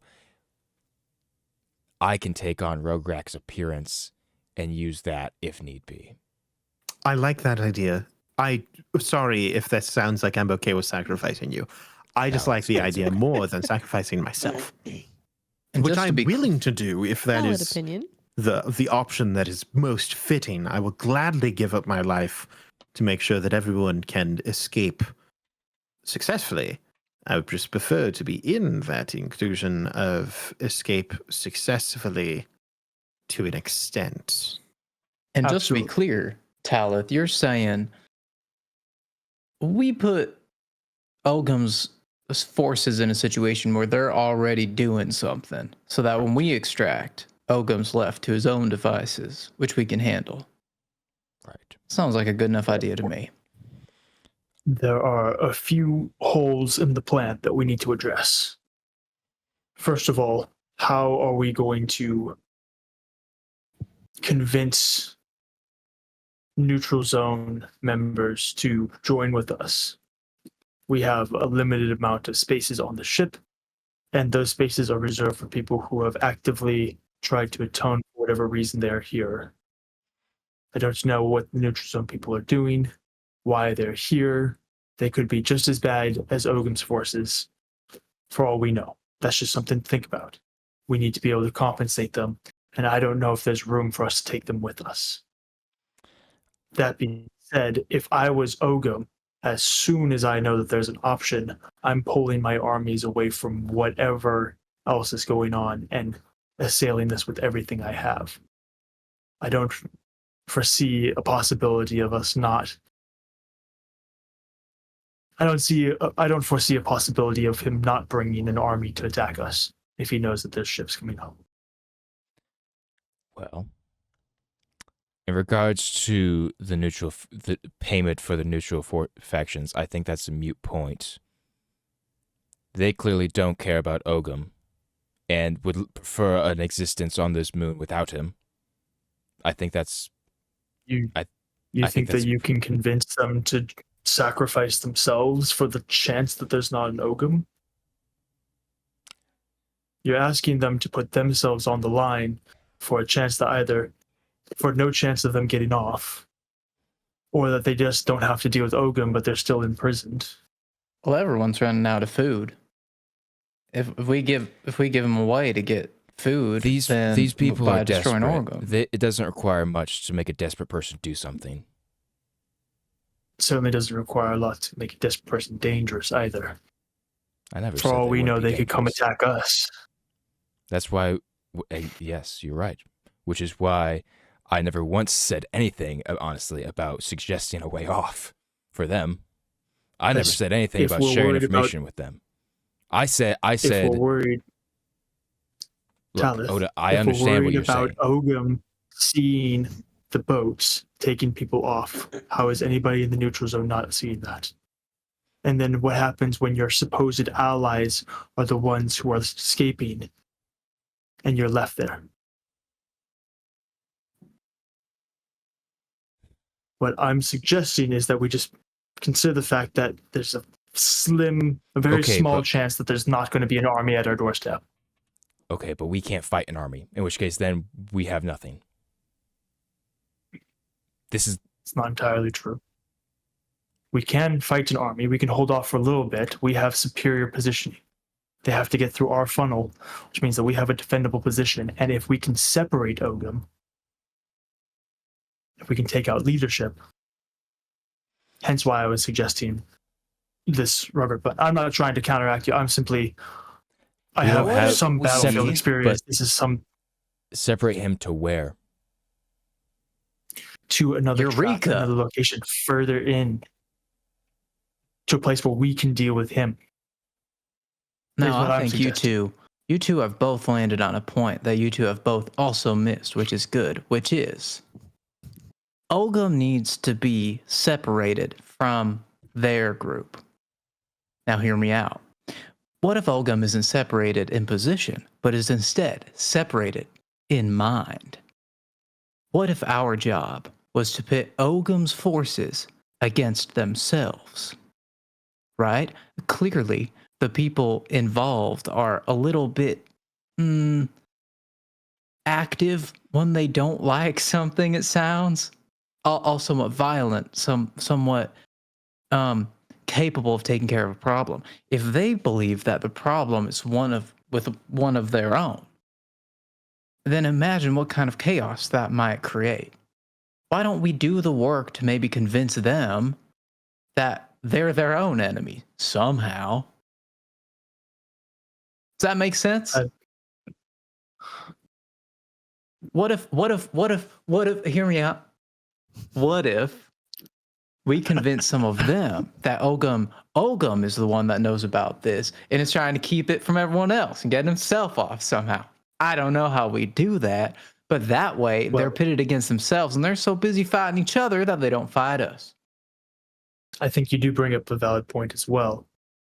Ogum doesn't seem the type to be loyal to his troops. If he sees an opportunity for him to escape, I think he'd take that, whether or not that would help his whole faction. Could be a way to lure him into a trap. What if we could convince Ogum that the extraction was happening elsewhere? Is there another way for us to prevent an army from coming here? Well, If Ogum sees the ships, is there any way that he wouldn't bring an army here? Obviously, that would be the ideal situation. Out of the information that I know, I can tell you that you are correct. Ogum rules his people through fear. It is not a system of trust or belief in his leadership. It is that Ogum can kill any of them, or maybe all of them, whenever he wishes, in the most violent and cruel way. He is physically and emotionally manipulative. He has probably convinced most of them that he is the worst thing that they could ever imagine. That also being said, many of his troops may view that as, if there is a way to stab that type of person in the back, they will take it. They are also not known to be incredibly reliable when it comes to leadership. They're held in check like dogs on a leash, but they are still willing to bite. Can I ask, how does your transportation know where to go? Those details are up and coming. Currently, there is not a set rendezvous point. If there is no set rendezvous location, if the first ship were to land here when we get the first batch off, could you send the other ship elsewhere? I think that'd be very reasonable. If that is the case, then I couldn't guarantee it. Who knows what Ogum is capable of, what all of the people under his command can do. We may be able to get them here and then us be elsewhere by perhaps leaving a smaller group at this camp and then rendezvousing in a different location. We could do the reverse and have the first pickup location be somewhere else. All of these are difficult because Ogum's network is extensive. He may even have spies in the camp. We have no real way of knowing what he will know or what he won't know.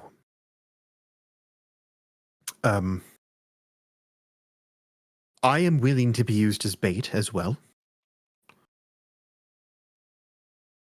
I'm sure that there are many ways to. What I need to understand most: are we trying to distract Ogum? Are we trying to lure Ogum? Or are we trying to kill Ogum? Well, I think that no matter what we do, there will be a mess left on this planet. Unfortunately, to the people who reside. I think if we can do maybe a mixture of the three, maybe just the first two. Let's say we do the first extraction here. Let's say the second one, they come to this camp. And during that time, once there's fewer troops at the actual site, because they think they're going to be getting off, why don't we equip the neutral people with Addy's friend to then pillage their camp? Go in there, get the food, take over maybe even. And that way, Ogum and his troops are left in a foodless ghost town of a camp, and they have to then try to get into their fortress from the outside. It could work, and maybe that way the neutral people have control of the food, have control of the resources, and we get off the ship. Or we get off the planet using the ship. The old bait and switch.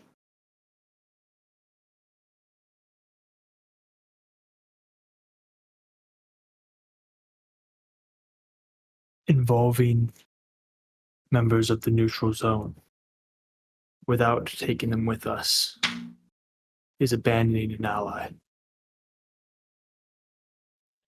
I The suppose. problem, Oda, is if we don't try and align ourselves with the neutral zone, then they guaranteed are just more enemies. Because, like you said, if they see a way off, they're going to take it too. In which case, then we have to fight two armies. Can I suggest we at least attempt to parlay with the neutral party and see if we can reach a middle ground? There may be a solution that we don't know. We don't even know what the neutral party, we don't even know who their leader really is, if they have a leader, what groups they have established, anything of the sort. Our information is frighteningly minimal when it comes to the neutral zone. If Addy does know someone who is part of that party, and if they have any form of connections with them, perhaps there's an outcome that none of us see that is a way for us to get what we all want. I know that our group wants off. We want out. I know that I deserve to be in prison. As soon as I have ensured the safety of the people who do not deserve to be here, I intend to return, if not to this prison, then to a different one.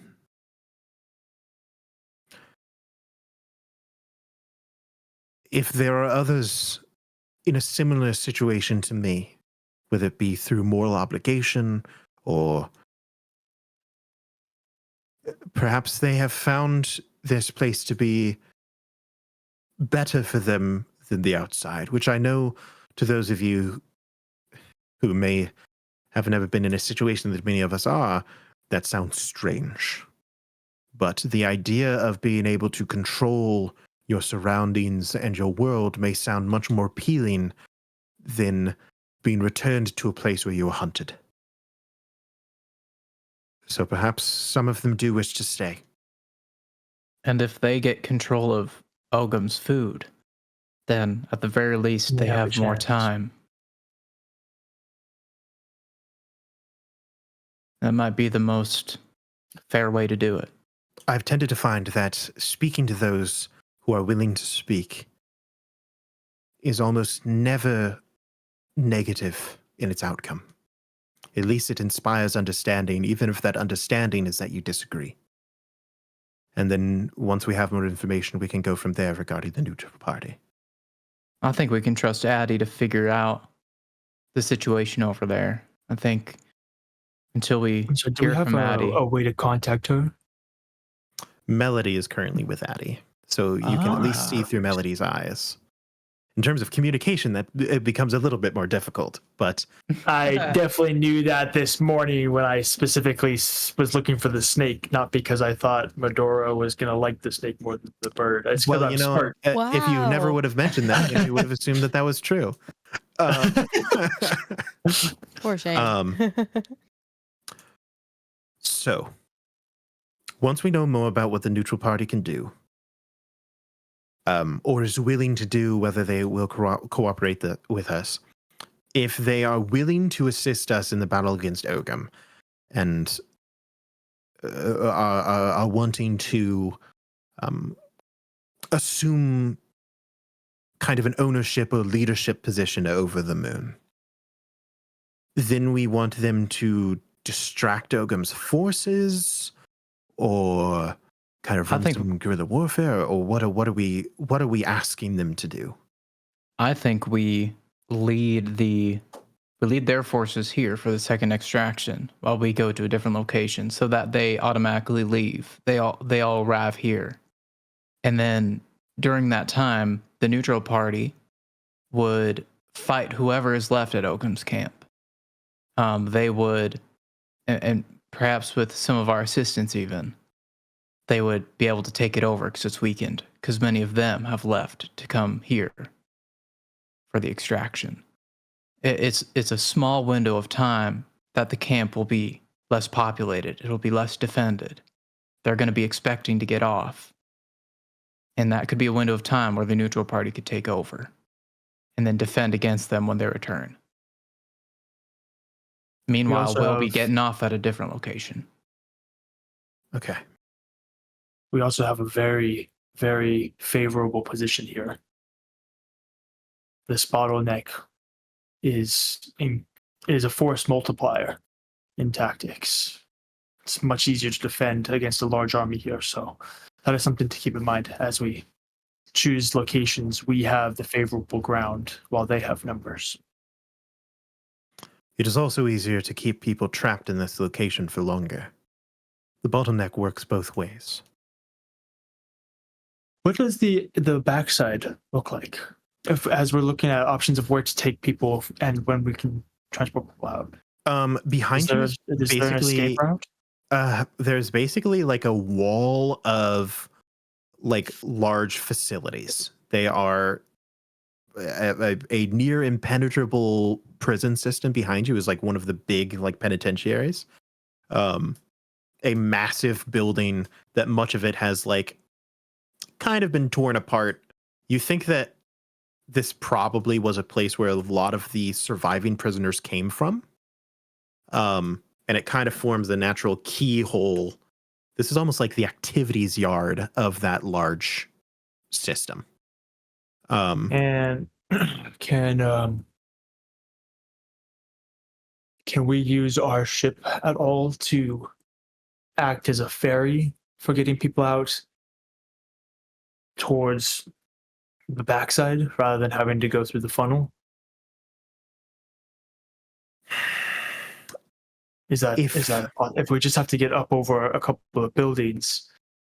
I'm not familiar with the landscape, but that's something that we could also consider as well. Or if you have any ideas, Talith, on other battleground options.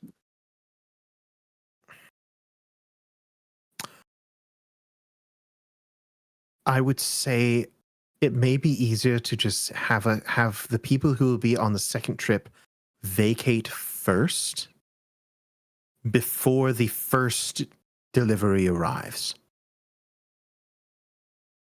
Because at any point in time afterwards, we will be watched far more than we will before. Yeah. I was trying to see if I can find a way around that by going a different direction, but it seems not. That being said, in terms of secondary locations, to the north through the center of this area that is actually populated, is controlled by the neutral party. To the south is where the mental ward is, which is probably the most dangerous of the areas. There are some other locations that are similar to where we are, in that kind of bottleneck formation. There are also much more open areas, low cover, high cover, taller buildings, shorter buildings. If you are looking for a battleground, we can probably find one, especially if we have the neutral party's assistance. Or to Oda's good point, what if the first one, since we'll be watched a little bit less closely, we have the first extraction at a different location? It leaves a little bit more room to wonder. Who called it? Who got off? Why? How did they arrange this? Then for the second one, we actually do it here, where we can defend. They see it and they start Absolutely, coming. yeah. We can defend the bottleneck. But then we're getting off in the back all along. And during that time, the neutral party can be taking over Ogum's camp while they're here.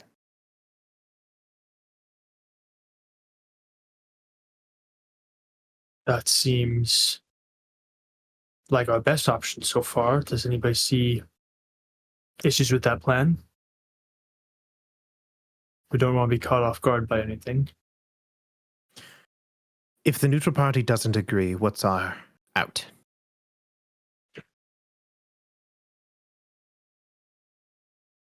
That's a great question. If the neutral party doesn't agree. I guess their options are either they stay where they are and forfeit the chance to take over Ogum's camp, or try to fight alongside Ogum, which I think is also a bad option for them. I see themselves putting themselves in a harder position. What are the... I know it will be difficult, but what are the numbers around a potential strike team on Ogum's camp? Us sending a strike team to them, or them sending a strike team to us? If we sent a strike team to eliminate Ogum, and perhaps even a couple of his generals, is that at all a possibility, do we think? If you We all are are a part of it, then we could form one of much more offensively minded people. It would probably have to be your group. I would be willing to go along. And it is possible to convince Hawk, but it would also compromise our defenses in the meanwhile. I think it would be possible to convince Hawk. You bring up a good point. We could help the neutral party take over Ogum's camp and escape on our smaller vessel, while they evacuate here. If that's what you're suggesting. I'm simply bringing up the idea of a strike team. In terms of our especially aggressive, good at combat people, we have combatants, but none of them would be strike team worthy. At least there's the very few groups that I could think to combine out of our forces that would do anything to Ogum. They're simply not well suited or well versed in combat, or are already injured and no We longer wouldn't want- operable. We wouldn't want a large team. No more than 7 or 8, I would imagine.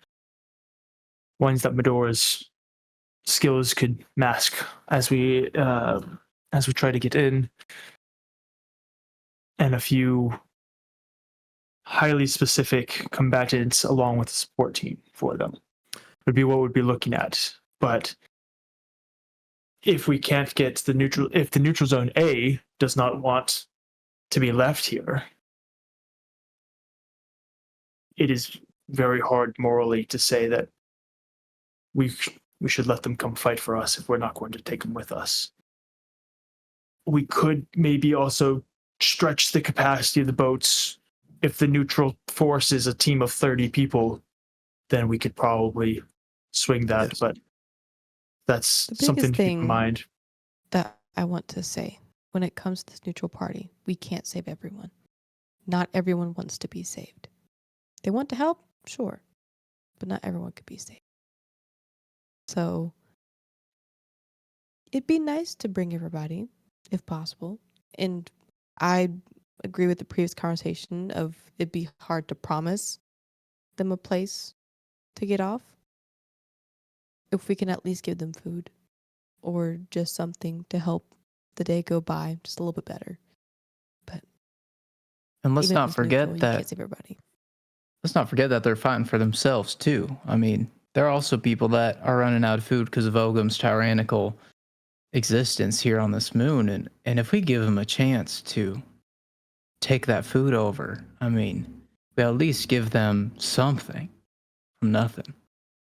And I think that's gonna be a good idea for quite a few of them.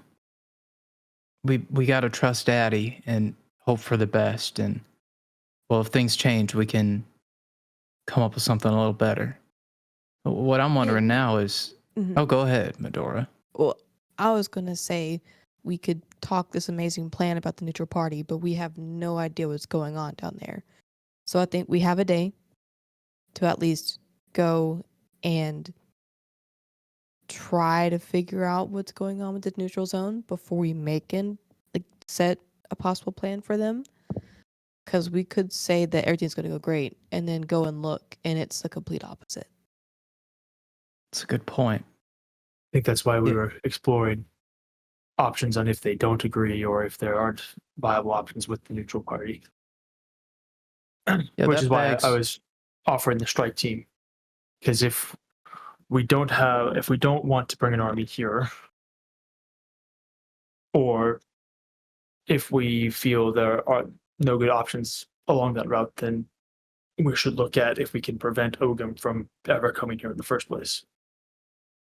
If Ogum is killable, as I said, the striking team that we could assemble would have to be you 4 or 5 if Addy is back, would need to be willing. We could send myself, Pinot Noir and Fenwick, and potentially Hawk if you really think that giving up our defensive position here would be necessary. No. Well, Talith is the tactician. I'm just an old man mumbling through ideas, but I would imagine that having Hawk leave would be a very bad idea. But let's prepare people who would potentially be on this strike force. I guess I shouldn't speak. I would be willing to go on the strike force. The rest I of would too. I think if there's something we can do right now, then we should. I guess I have to. You don't have to. We'd I'll love to come have along. you. Thank you, by the way. Thank you, Leslie. for I wanting me think- along. Wow. I think Of course, I want you. I just don't want you to think that you have to do this. No, I think I know we're these not quite people, as yeah. strong without Medora's helping us Aw, along there. I'm Dallas? flattered.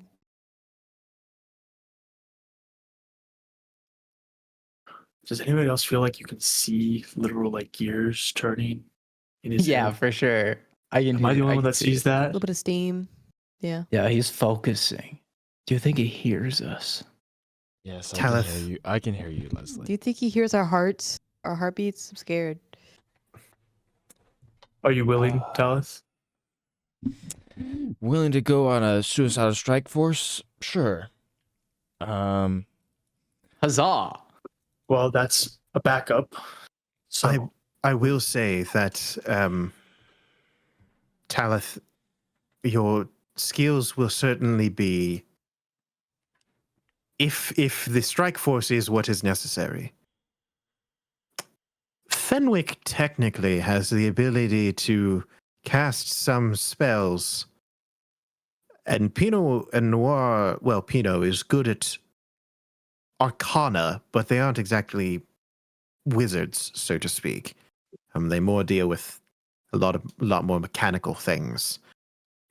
You're pretty much the only person on our side of the planet that really knows their way around a traditional magic system.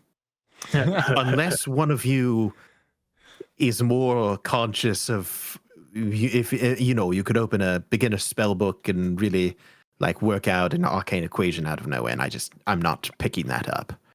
Nope, I'm not book smarts magic. That's not me. Because yeah, he looks at Medora. Medora, you seem magical, certainly, but more of a like comes from Choose the your heart, words wisely. like comes from the soul type of magic. Like Uh-huh. you just kind of vibe, and the Fenwick kind of does the whole vibe and the rhythm of magic type of deal. Not exactly a like, I'm going to open my book and cast a spell. I don't know. I don't know. I don't want to presume anything about the rest of you. If you were to ask me to write like the symbols to make something happen, nope, don't know how to do that. Yeah, that's kind of what I'm talking. Or like the symbols that you do know are like. Well, they're archaic pretty and specific, violent. right? I don't even know what they mean. You I just know. know how to make them. Yeah. well, let's go inform the other potential members of the strike force. I'm sure Talith would love to meet them and know their capabilities so he can strategize. By all means, I'll call them right to me. And that will be the backup. Yes. If we can't find a parlay with the neutral zone where we can actually give them something they want, then we'll go make an attempt at the strike. Hopefully we can, and then we don't even have to worry about it. We can bring Ogum to us and deal with it there. Yes, and who knows? Perhaps more possibilities will open up to us the more information that we have. It is very difficult to plan anything when the variables are not yet in place. That, at least, I know from the limited amount of experience that I've had running this camp. I will go get them. They're probably the only particularly notable people at this camp, so I had prepared them beforehand that I might ask for them today.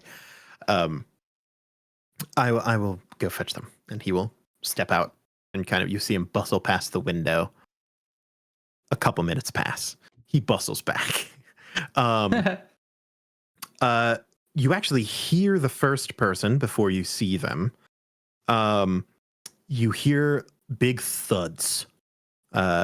And a shadow. What'd you call me? A shadow passes over the window. And the door opens, and you can't see past the door. It's just a big block of metal. And then a big hand lowers down. And on the hand that kind of sticks its way through the doorway is a little tiny, little mechanical figure. Nice. And a voice goes over into it, and it says, "Hey, yeah, I'm Pino. I heard you asking for me. Boss told me this. I'm Pino. This is Noir. He points his. You actually notice that the body doesn't have any legs. And so this is Noir. Yeah, I was told Rograk here told me that you were looking for people. The other guy will be here soon. What do you need of me? What's the deal? What do you want to know? I can tell you something about two of us. What have you? Can you make a bomb? Oh, man, what a question. Also, I have 5 packs of C4 if that helps. You just have bombs. Just Uh, randomly 5 packs. Of- We got Pino looks at you. We got it when we were on the other moon. And And we Pino only says, used one so far. You're not kidding, guys. Oh wait, you were I was kidding, invisible. He says, buddy, you want to know if I can make a bomb? And you said that you already got the bunch of C4. You got all sorts of explosives. We might need more bombs. Buddy, think. I can. How big a bomb you need? Biggest one you can make. Are you talking planetary devastation levels? Because yeah, I can pull one up if you're really looking for it. Okay, maybe not quite that big. Like, how Just many leaves- people you want dead with this bomb? Is Just what I'm leaves trying to the ask. moon, leaves the moon with everyone, and it's just like, just like blows up. Just on the dice that I rolled on the flat D20 roll to see whether or not Pino knows how to make a bomb, I crit. So Pino knows how to make a bomb. Nice.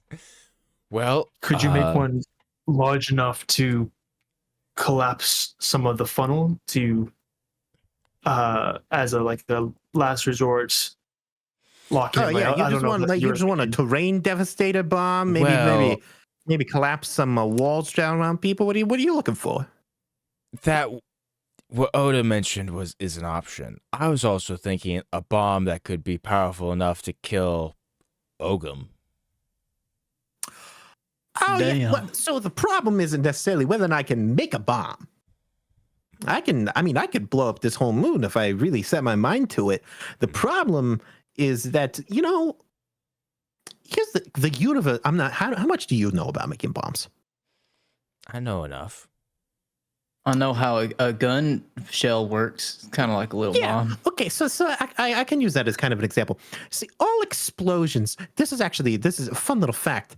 How much experience do you have with the GIF?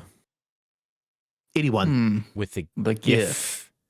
With You an mean F? GIF? I have No, it's not pronounced GIF. GIF. They'll kill you if you. I mean, they might kill you anyway, but they'll kill you if they. I've been if you saying call it them GIF my whole life. Well, oh man, you're lucky to be I'm alive. not dead. What a question. I've spent quite a bit of time on Draken actually. Yeah. Okay. Yeah. You've Dragon been on teeth Draken. nuts Oh my on your face. God, if I had the ability to kick Grant, I miss the days.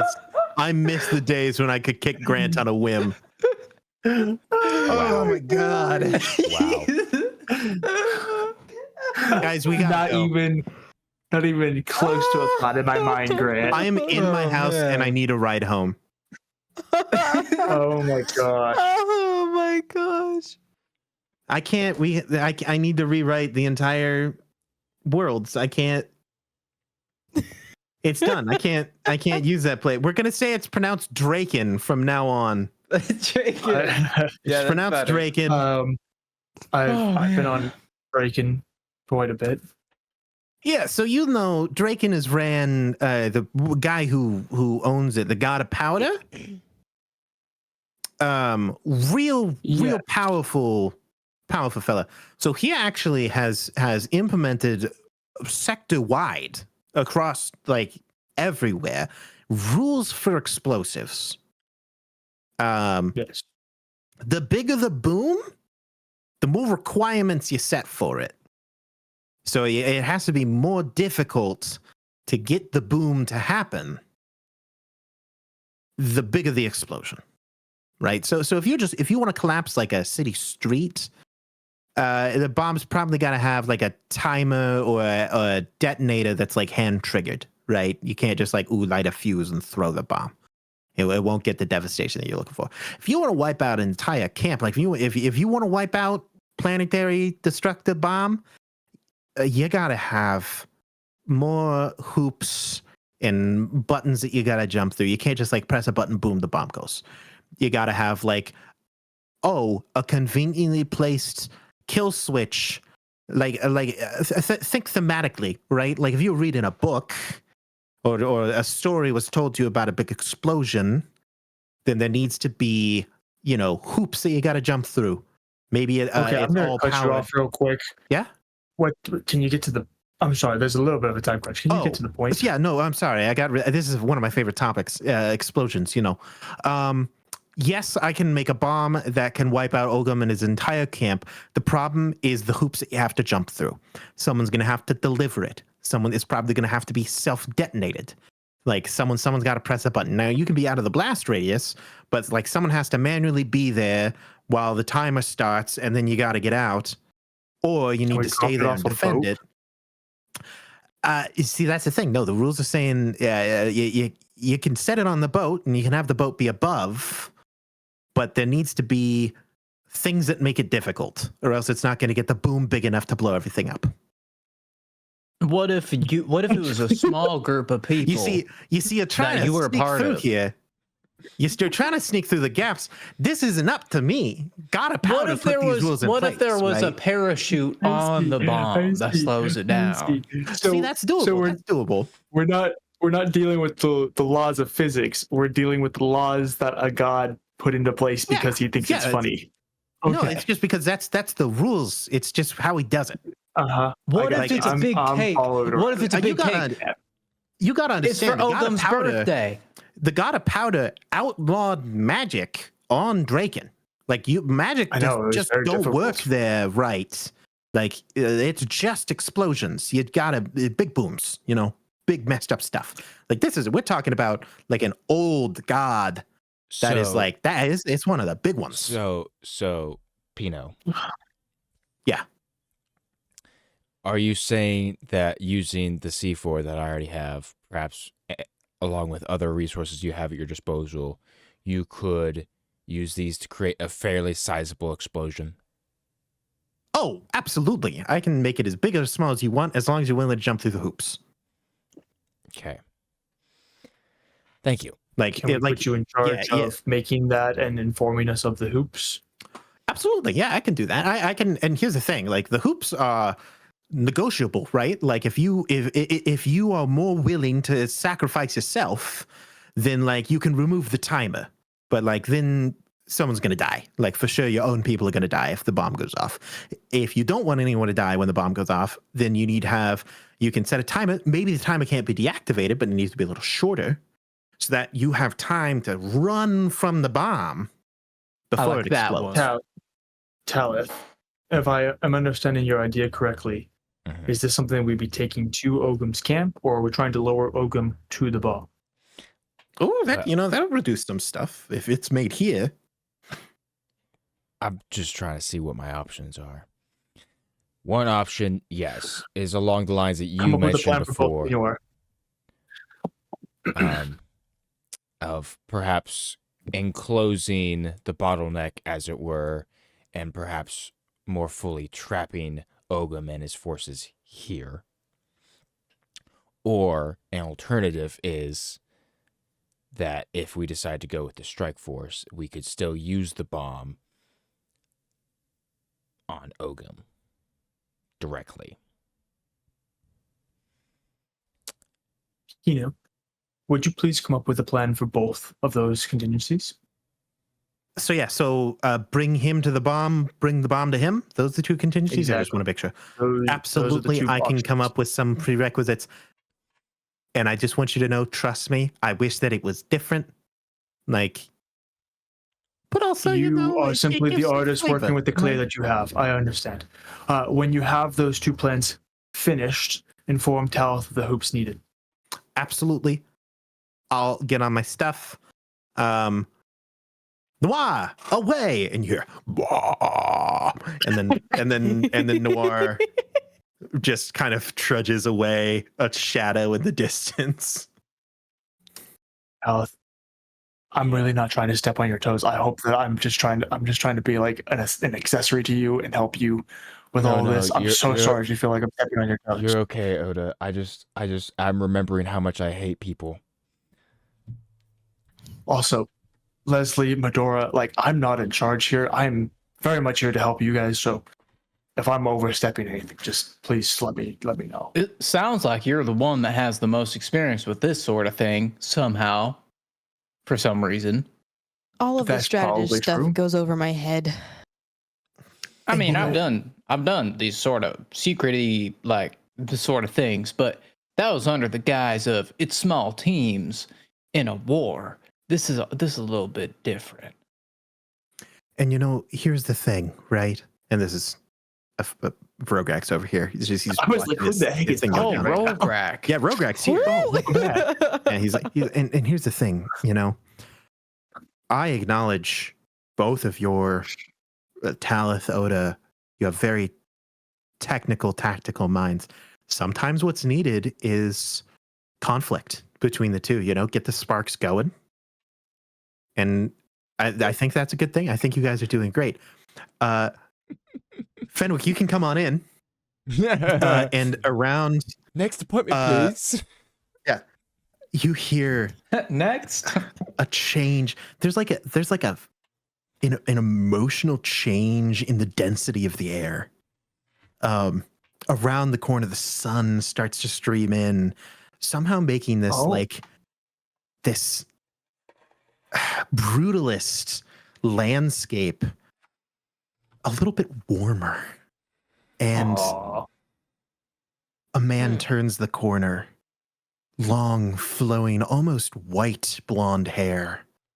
Pointed elven ears with a shapely jaw and figure. Oh my gosh, it's absence. He isn't like rippling muscles, but he's lean, he's lithe, he's tastefully athletic, and his eyes are piercing. Yes. Okay. This is the hot one. I'm remembering now. He Okay. looks over and he says, "Oh, Monsai, I hate him. how can I?" Talos stabs him. That was just full vampire He just walks- immediately. He walks directly over to Medora, and he kneels down and he holds out his hand and he says, "How may I be assistant of you today?"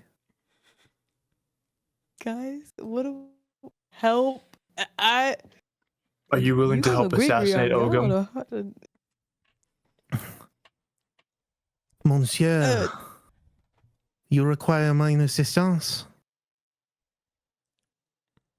The noble Fenwick shall be for her. However you please. Just like, I'm like, I turn and You're doing great, Medora. Just keep it together. Keep it together. Oh yes, the gags what- of love.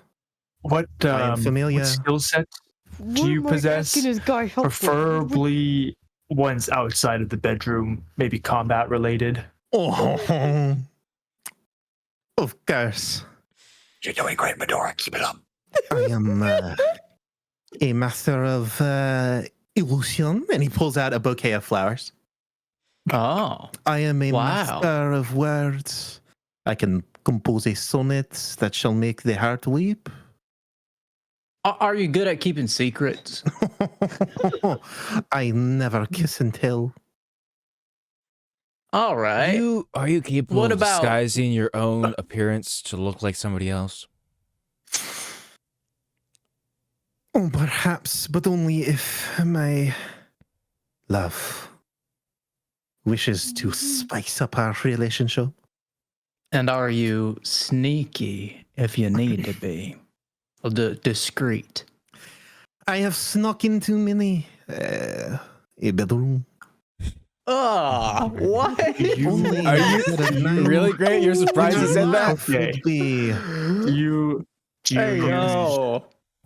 you do you use arcane magic, holy magic, or more of a natural state for your magic? I use the strongest magic of all. Do you raw dog your magic? Is what he's asking. All right. Okay. All right. Okay.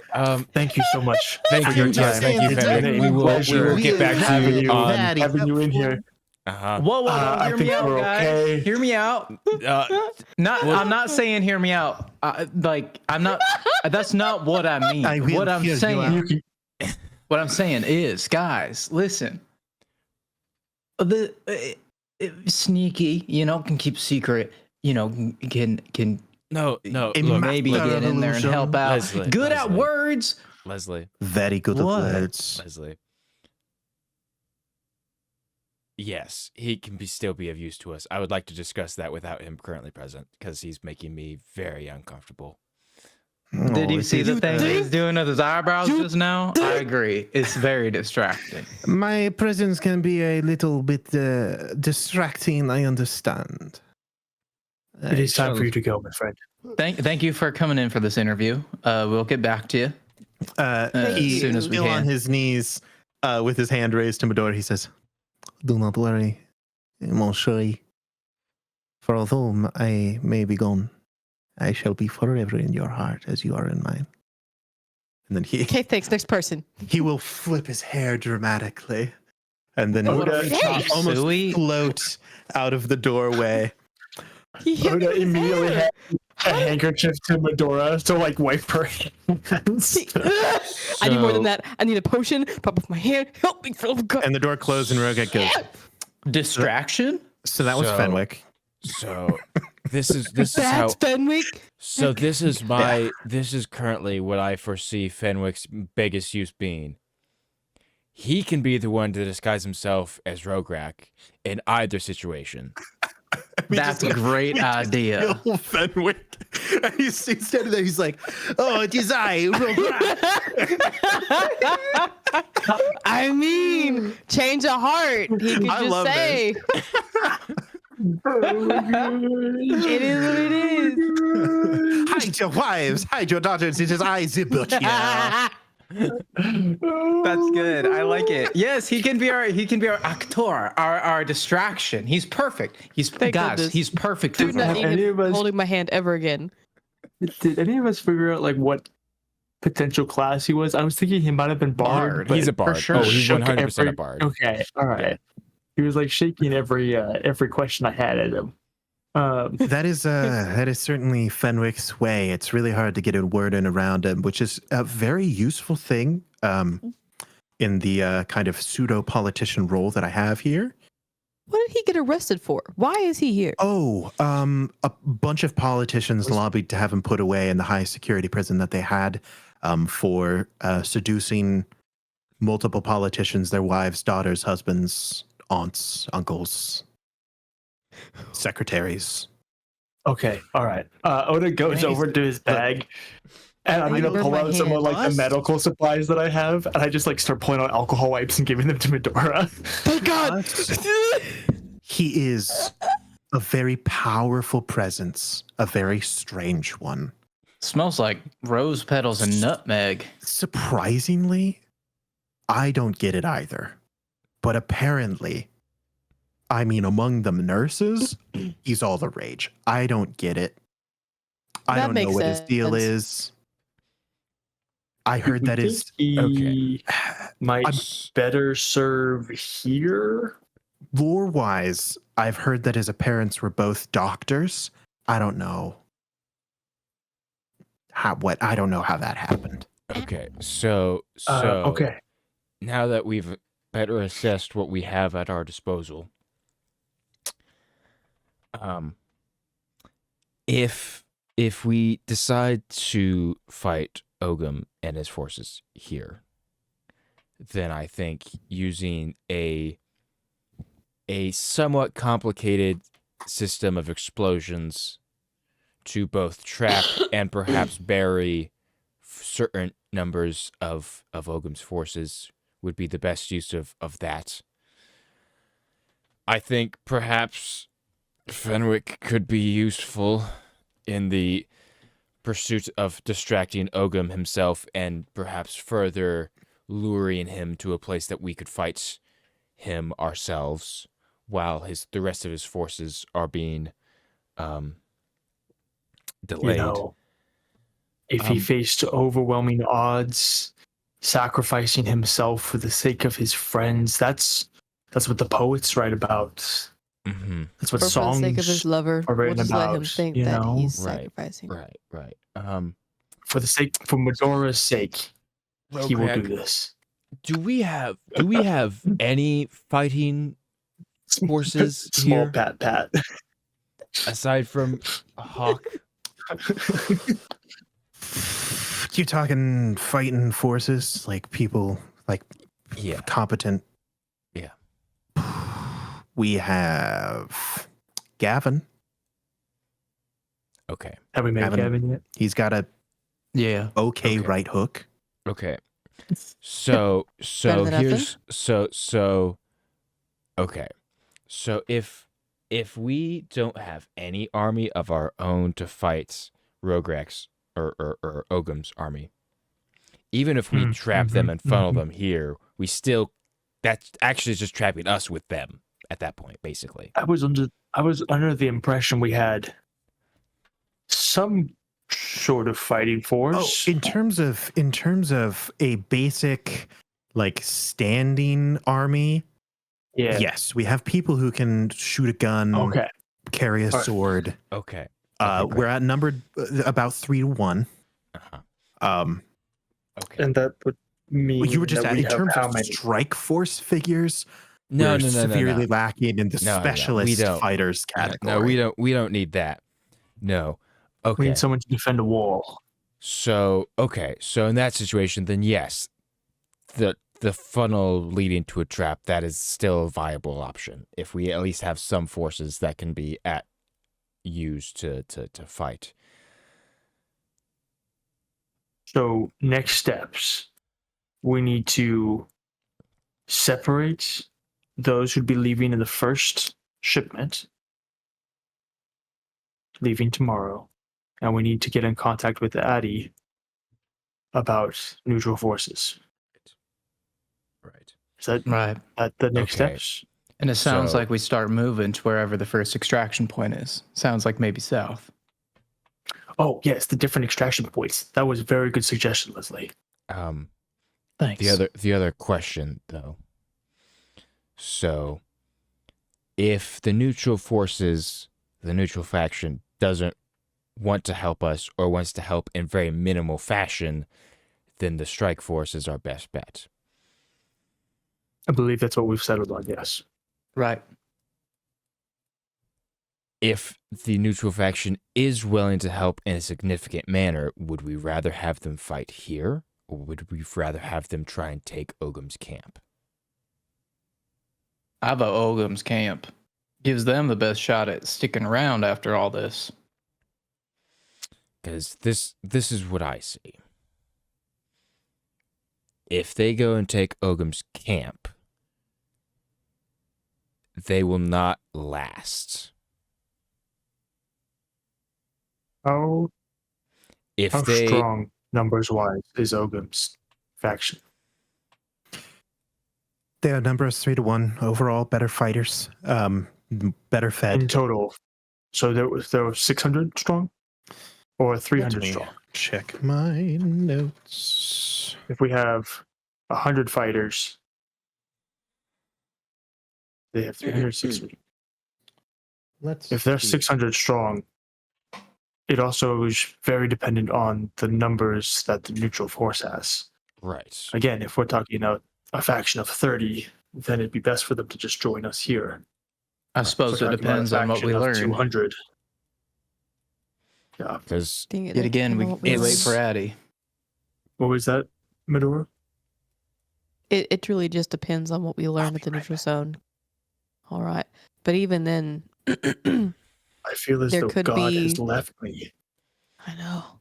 It's like empty space. But so strange.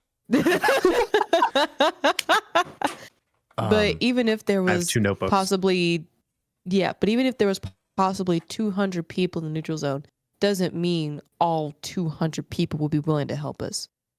It could be 50. It could be 2. It's a good point. So it honestly That's just true. depends on what we can get. So we And- wait for Addy and prepare to We- extract. Right. Man, a real problem with my organization is that I tend to have like 4 notebooks, and I can never remember which notebook I wrote the information that I need. Dog, I feel Got you a on color that. code. Oh man, that's interesting. I can't tell if we've taken strides in our relationships or we've backstepped in our relationship. A little bit of both, relationships. Like a are father-son. advanced. Son, A bit of Uncle son. healthy You know, conflict. Yeah. Uncle, cousin. Yeah, a bit of both. Sure, that's fair. We took a couple steps back. We took a couple steps forward. We're probably around the same spot, roughly, maybe a little bit further along. See, He at that's least the feels like he thing. knows Step. you a little more. All relationships are a dance, and there's no such thing as a dance that only moves forward. Tal is all of a sudden he's like, wait, why do you know things about this? What's going on here? Well, you're certainly I not just have- some old man. I have discovered it. Ah, In Good job. terms of combatants, Ogum's camp has roughly 600, give or take. okay. Which means that this camp currently, in terms of just bulk fighters, right? Uh-huh. This camp has roughly 200. The neutral zone is unknown how many combatants they have. In terms of just sheer people, the neutral zone outnumbers both Ogum's and Rograk's groups combined. The problem is it's really hard to tell if they have a central leader, if they have like overall, if they are combatants, like, because in terms of just people in Rograk's camp, it's actually closer to 400, close to 500 people. It's that only 200 of them are active combatants that are capable of fighting. The rest of them are old or injured, like not fighting people. Hey, can we backtrack and say that Oda knew that when he was giving numbers to Yes. Kath? Okay, Yes, he great. absolutely knows this information. Because I was his thinking point that it was still like stands. 200 people total, not 200 This point still fighters. stands I though. see. It depends on who is aligned, who wants it. But if enough of them want it, then like they can definitely probably just through sheer numbers. I'm both Have terrified defense. and excited about the fact that Addy is the one who is our representative to the neutral faction. Yeah. Because I'm like, it's It might Addy. either be really great or She's really gonna- bad. She's gonna like, come I back. doubt that she's going to give away any information that we don't want her to give away, but at the same time, she I don't might come think back with that the would be head the of their case. leader. I was about to say, yeah. Here's the thing. She's I gonna think come back that- in war paint and like be like Yeah. one of their ranks. It's just be like, guys, look, I have like 1,000 people on our side. I'm gonna be It's like, 100%. whoa! I'm gonna be 100% honest, gang. I think that out of this group, Addy is in the top 5 people to Whoa. be a delegate. Whoa. Top Oh my 5. Whoa. So then the best, because there's only 5 of us. Well, she's somewhere in there, Best one. Okay. So I think we just Is there anything determine where else? we're extracting and we let everyone know and start making our way that way.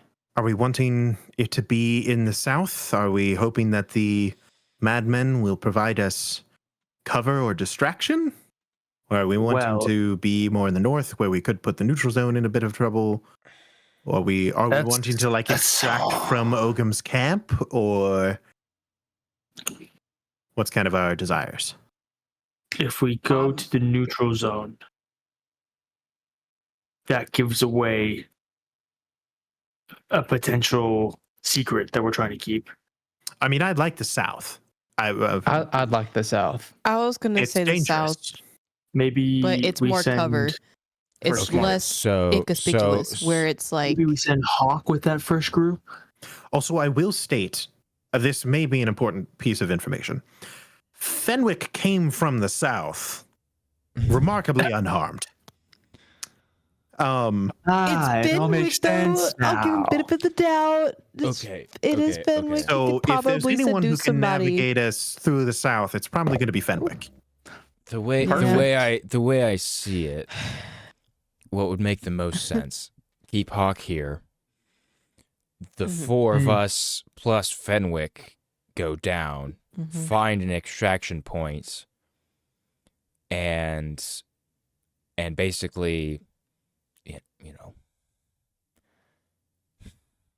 Rograk, do you think you could lead a group of people into the south? If I have Fenwick with me, yes. If the four of us make our way south, find a decent extraction point, and hold it,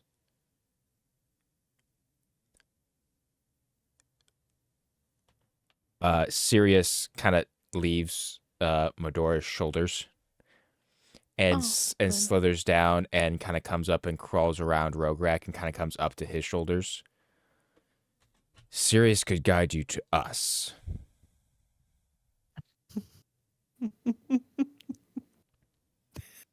Aleth, do you think that the soldiers, or excuse me, the guards that we have, would their minds potentially have any helpful information on locations or maps to the south that you would be interested in looking for? I definitely, before we go do anything else, I would definitely love to have some time with those soldiers to see what information I could get out of them.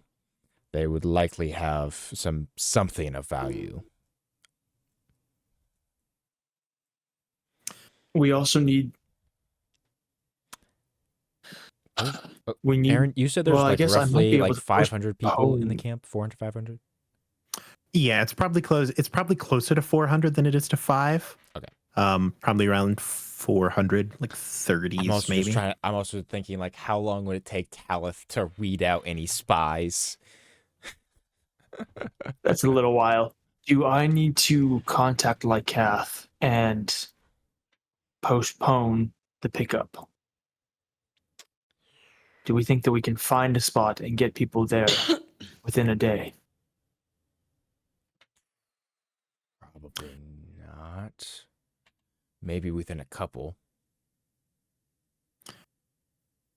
Are we planning on having Addy join us before, or when are you wanting to do this in relation to Addy's return? That is also the next thing to consider. Okay, That's so It hold on. sounded to Amazing me. point. It sounded So to me the like best- we find the extraction point I and think extract, and then come back and meet with Addy.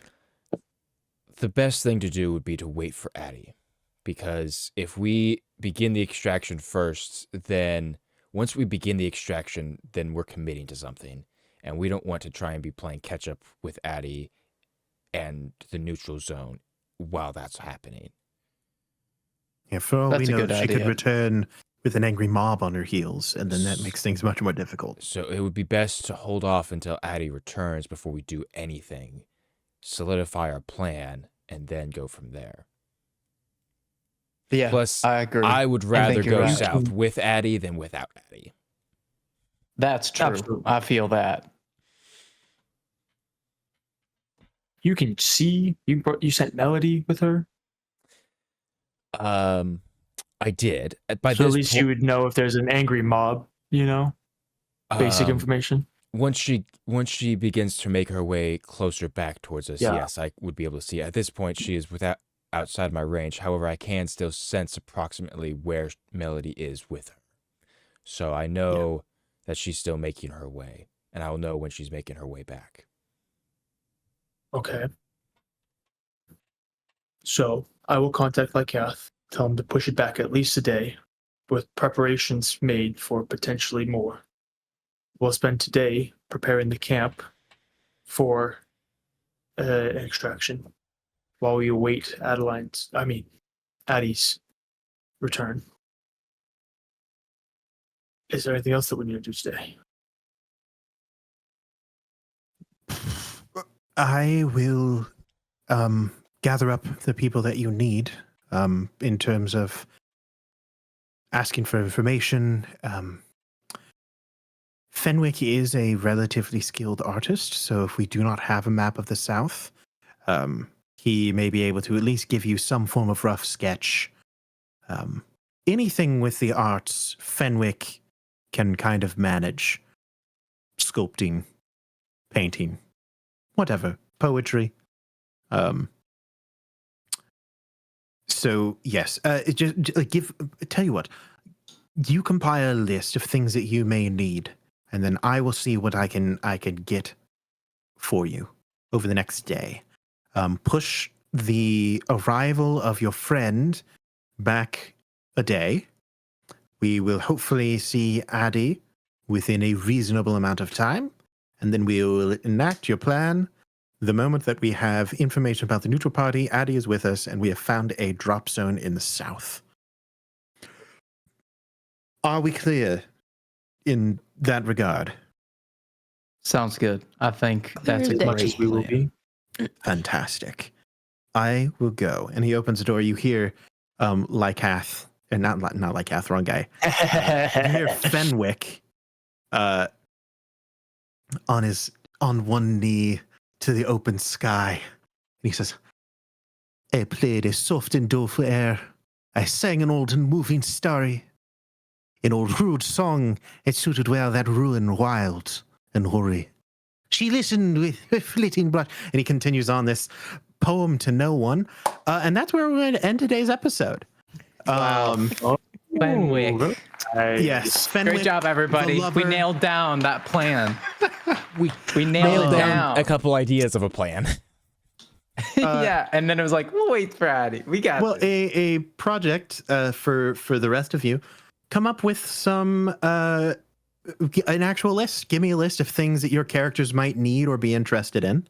And then at the next episode, I will have answers for you as in regards to what those things may be and whether or not they are achievable, in what way they're achievable. We'll have some discussion out of game to see what we can get you guys. First question. Do you guys level up? You know, I How knew you funny were would going to it ask be that. if- And If we we leveled said up. yes while Gracie wasn't here. Hey. She'd be like, what the heck? You know. No.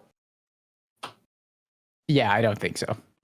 Okay, that's 2. Nah. That's 3 no's. Drew, you've been outvoted. Even if Go, you're go. That is pretty- Go, Rograk Rangers. Burr. Sorry. Thanks, first of all, to my players. Thank you, DM. Were delightful tonight. I hope that you had fun. I know there was a lot of discussion, a lot of tactics, a lot of Aaron poorly doing voices.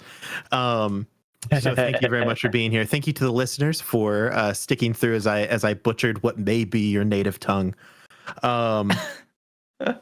I had an absolute blast, and it is all thanks to you. Me too.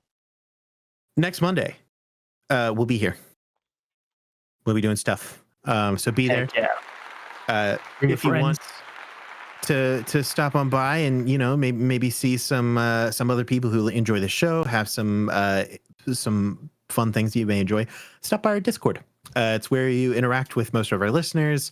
We send notifications of what we're doing, any changes that are going down, important things that you need to know. We are also steadily working and improving, making it into a place that is fun and engaging. Right now, it's a little slow, so expect that when you get there. But it's cool. It's fun. It's a good place to know what's going on. If you want to support us, you can share us with your friends, family, boss, dog. We don't really care. We just want you to be here. It's the easiest way to do it, and it's completely free. In terms of not free support, subscription, press do some subscribing on Twitch. If you haven't used your Amazon Prime subscription, that would be pretty flyer. We also have a Patreon. Our Patreon is actually getting kind of lit. We are posting some behind the scenes content after the episode. We talk about kind of what went down, some of our thoughts, some spoilery stuff. So check us out over there. It's also really cheap. and it's maybe one of the best way to monetarily support us and also get some cool stuff out of it. We also want to say thank you once again to our Kickstarters. We could not be here without you.